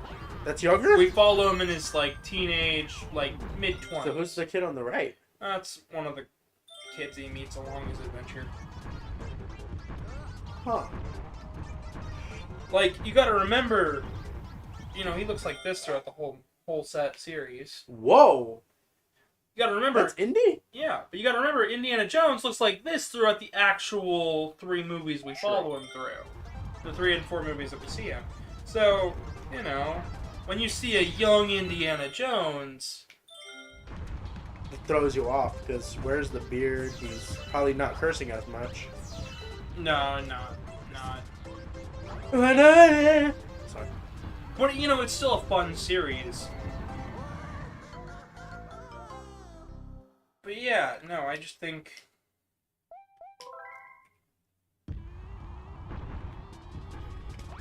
Yeah. We're probably going to do this for... Actually, we're about done. I just finished the star and we'll call it. Alrighty. Because I'm not going for 4 hours. Oh, it was 4 TV films and 28 episodes. They were 4 things of 28 episodes, 2 seasons. So each episode was 16 minutes apiece. So what I had was one of those entire seasons lumped together in a movie. That makes sense. Alright, well, this is exactly 3 hours. I think I'll call it here. That's a fine spot to call it. I hope for anyone who's watched this, either in the future or Not the as past. it live. Anybody watch this live or in the future? Yeah. I hope you guys will come around for the second installment in the series. We're going to be continuing 30 All-Stars. Well, I might continue it on my own if Gavin's up for it. I'm up for it, but it'll probably be next week. It'll probably after MFF, which I will be streaming at, actually. You actually will. I stream my own things at MFF. I'll draw and do stuff, or I'll walk around the con with my camera out. and like I'll do stuff. Well, I'll be shooting some shorts while I'm at the convention, but I am not looking. Honestly, yeah, no, it'll be a fun time. All right. Well, anyways, to anyone who's watching this, thank you so much for checking this out. Please, please make sure to go check out Gavin Dragon. He does some pretty cool stuff over there. He does lore videos. He does interesting. He talks about interesting facts about video games while on stream, and he streams the video games too. What's the series you're currently working on? We are working through The Legend of Zelda: Oracle of Ages. We recently started Pokemon Violet. We have Donkey Kong Tropical Freeze, which I am slowly making my way through. We were planning for 100%. And then I've got one more series up my sleeve with a large Mega Man lore video and the best way to play it, so 4 hours of editing later. Actually, 8. You double it. It's been taking longer than 8 hours for me to record and edit everything. I'm up to probably about 100 and something hours from just the amount of script writing, editing, and research. Fucking even more if you want to count importing. But yeah, if you guys could do me this huge favor, go check out his PayPal. I believe it's at Gavin Hinkle. It's PayPal / whatever it is. I don't know. I don't know it off the top of my head. It's okay. But go check them out. I'm Casey Chapin.